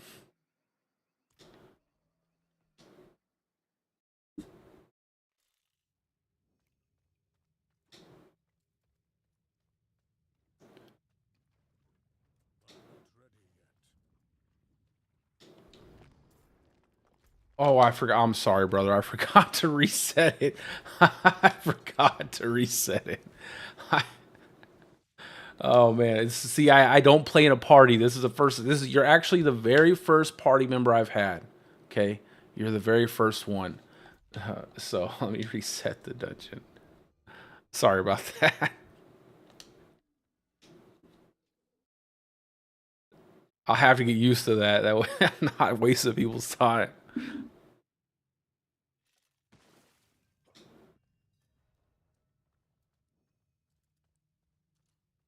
Let's go, little Seneschal.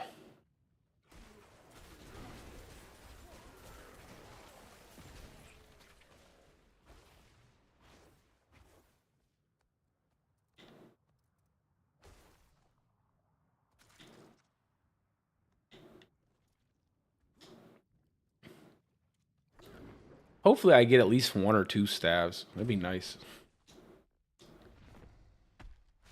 I probably won't do all 20-something of your of your hearts. Just because I gotta get off of here, man. I got an early day tomorrow. I'll get up early. I'll probably stream a lot earlier tomorrow. I just been a bit tired because I spent all that time to get the lightning storm build out.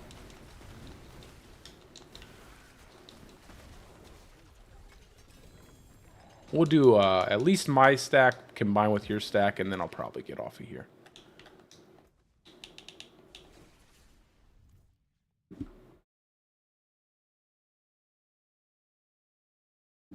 Oh my, 60 gear, bro. What are you trying to do? You trying to make the game terrible for yourself?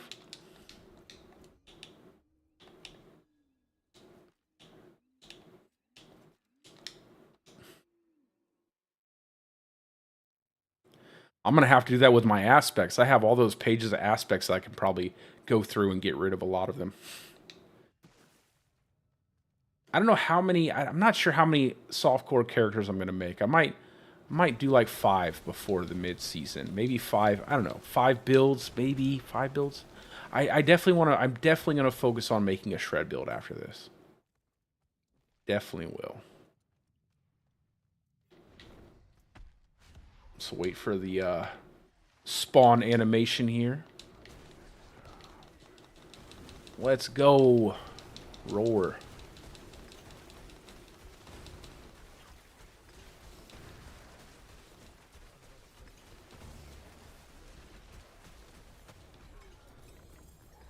Dang, man, I'm not getting any luck with the... Got a Mad Wolves, but I'm not going to use Mad Wolves. I don't feel like... I need more damage reduction.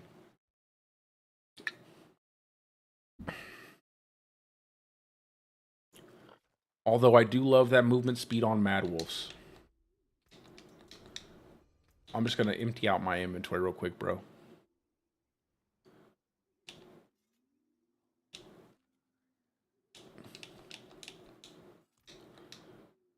Let's go, vendor.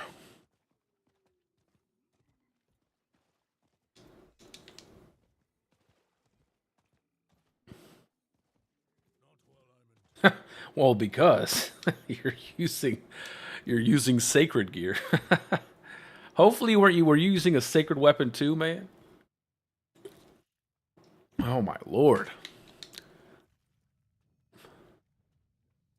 That's the first thing I want to do when I get to the next tier. Get that weapon, man. Get that weapon.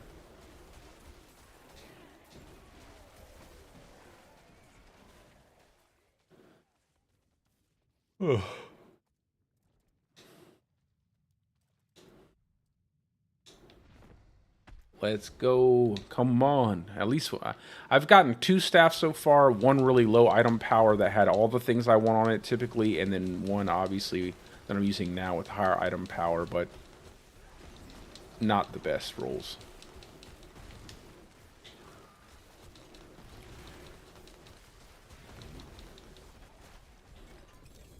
Dang, chest armor again.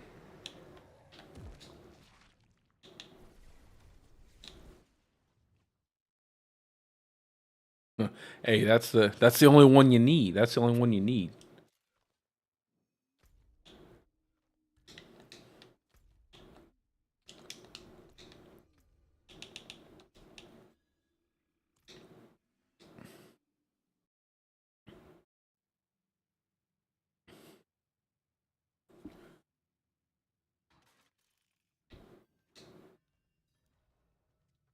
I always have like uh way more mucus eggs than I do the what is the other thing called? The Shard of Agony. I wish there was a way to like trade them around, like at a vendor or something.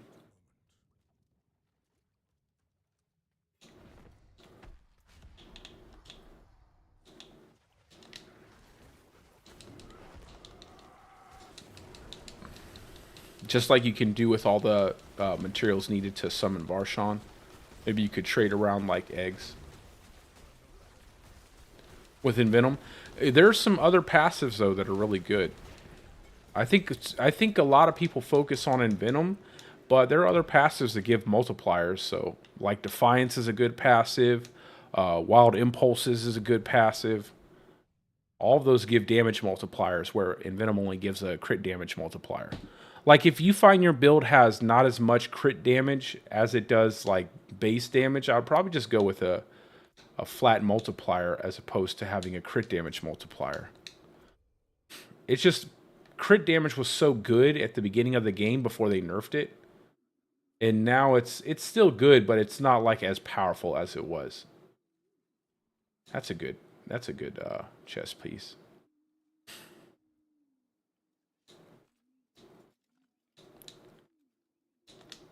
So part of me like wants to test out different passives on the amulet because you can get quite a few decent passives. Like I almost want to get ranks of Defiance instead of ranks of Envenom. I mean that extra multiplicative damage towards elite enemies is probably going to feel a lot better than some crit multiplier, especially when you're doing bosses.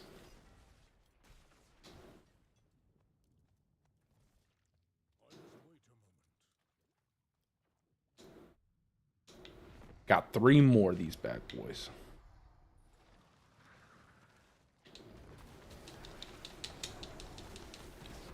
You know the one passive that they need to buff up like crazy? Oh, it's the first passive in the Wrath Lightning Storm, in the Lightning Tree. The one that lets you make enemies vulnerable. Like, they need to buff that thing up a lot. Like, that thing needs to have, like, at least a 20 to 30% chance to make enemies vulnerable. Oh, I just went to the wrong place.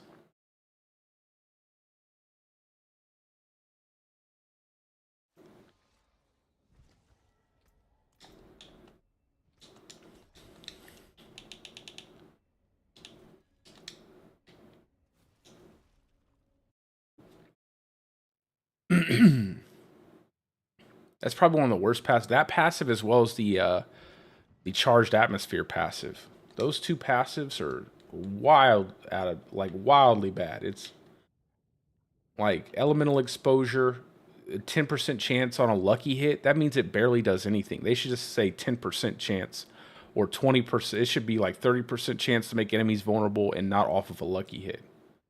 And then charged atmosphere. I don't know what they did with the math on this one. Maybe it's just not correctly applying all the damage modifiers, but this thing does not hit hard at all. So I don't know. It just feels weird. And it takes too long. It's like one lightning strike that randomly hits an enemy.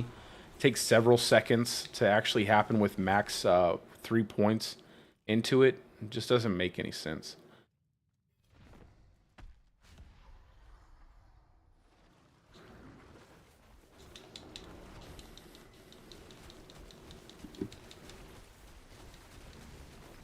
Oh, absolutely, brother. Like I said, I'm just doing we'll do my stack of hearts combined with what I currently have for his stuff, and then I'm going to get off here myself.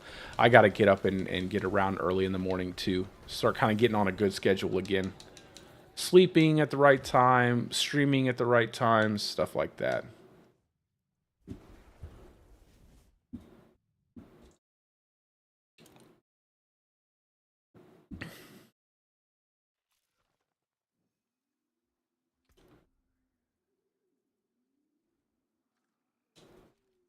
Yeah, it's just that when you have a 10% chance on lucky hit, man, that's basically you're never getting. It's rare that you're ever going to get vulnerable off of that. So it's almost like you have to have a separate source of vulnerability.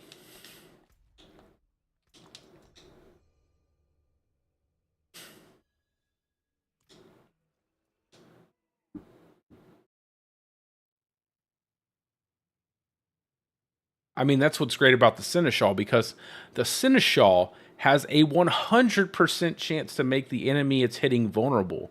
That's insane. 100% chance. Oh, I'd love to have that.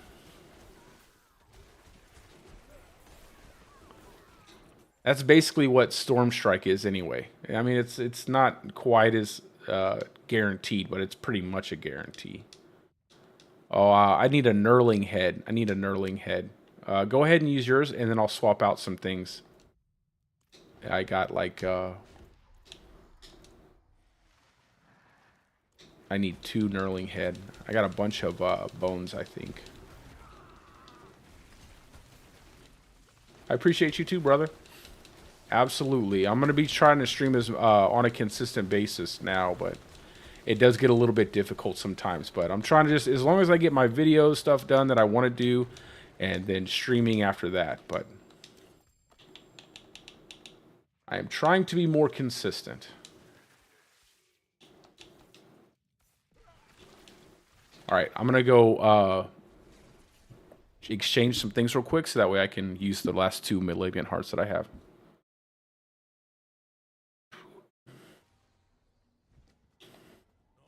One moment. I need 1 bone, and I think that's all I need. 1 bone. And a couple.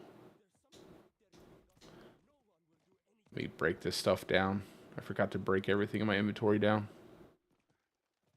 No, it's okay, bro. I appreciate it though. I don't mind parting, but I don't like to take stuff from people.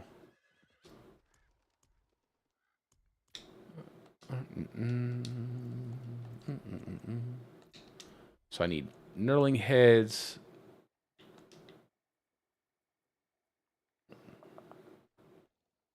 Or blackened femur. That's all I need.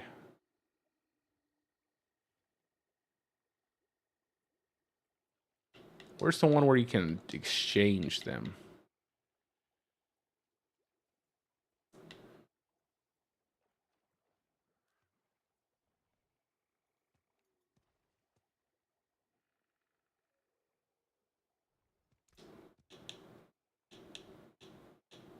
We'll do 7.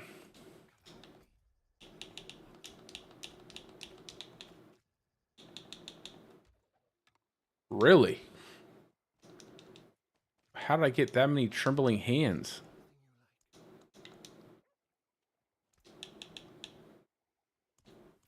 That's crazy. There we go. Now we're good. Wow. Game gave me a lot of the trembling hands.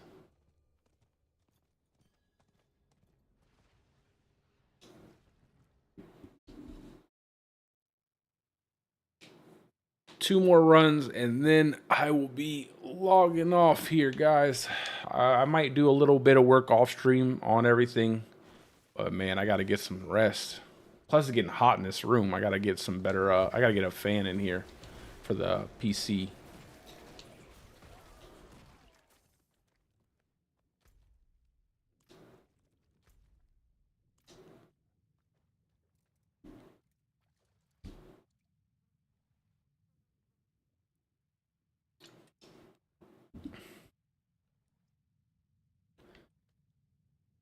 And then tomorrow, I'll probably do my Durio runs.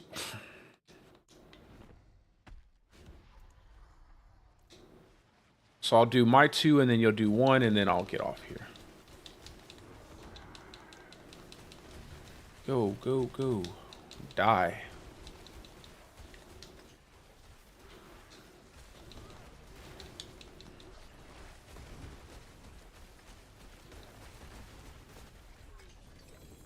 Dang, not a staff, not once. That's crazy.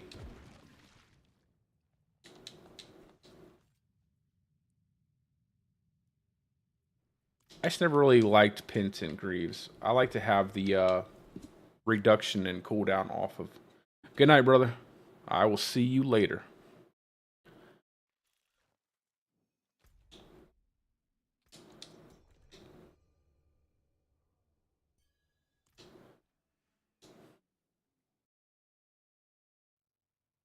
Come on, we got to get at least one staff, right? Just one staff.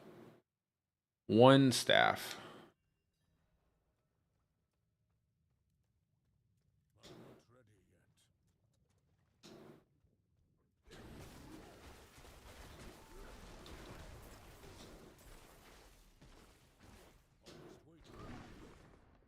I'm glad that I'm not getting the lag anymore. I don't know whatever happened, but I'm glad it stopped. That's so nice. I was getting so much lag in town. Anytime I would stand still, it was lagging like crazy.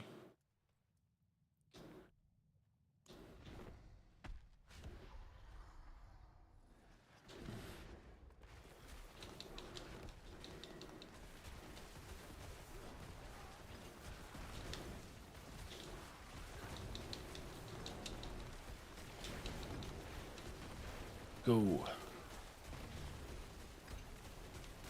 Will we get a staff? There we go. All right, we got a staff. Let's check this bad boy out. We'll do it last, like we're opening up a pack of Pokemon cards. Not the Pokemon cards. Ooh. Oh, dang, though. Perfect roll on the damage for the Storm Strike, but 4 ranks to Claw and a 873 item power. Man, that sucks.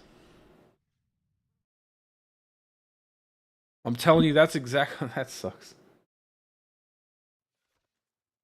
Oh, yeah, that's cool, my man. That's perfectly fine. That is perfectly fine. Like I said, I'm going to do this last one, and then I'm going to log off of here. And I'll be back on tomorrow, and I'll be streaming more. I'll probably won't... I might try to make a video for tomorrow on a dungeon guide. I do want to finish that series. It doesn't go crazy in terms of views and stuff, but I really enjoy making that. I've been enjoying making that series, so I don't really care if it doesn't. And then I hope to have this Stormclaw build done within the next couple days. Like I said, I only need Flicker Step boots, a better pair of gauntlets, and probably a better Crone staff, but I'm not going to hold my breath. I'll probably get a better Crone staff out of a dungeon before I get out of Varshan. Having a 925 weapon is so important. It's just so important. That's why it's kind of sucky that Varshan is the one that drops Crone staves. And then a chest piece.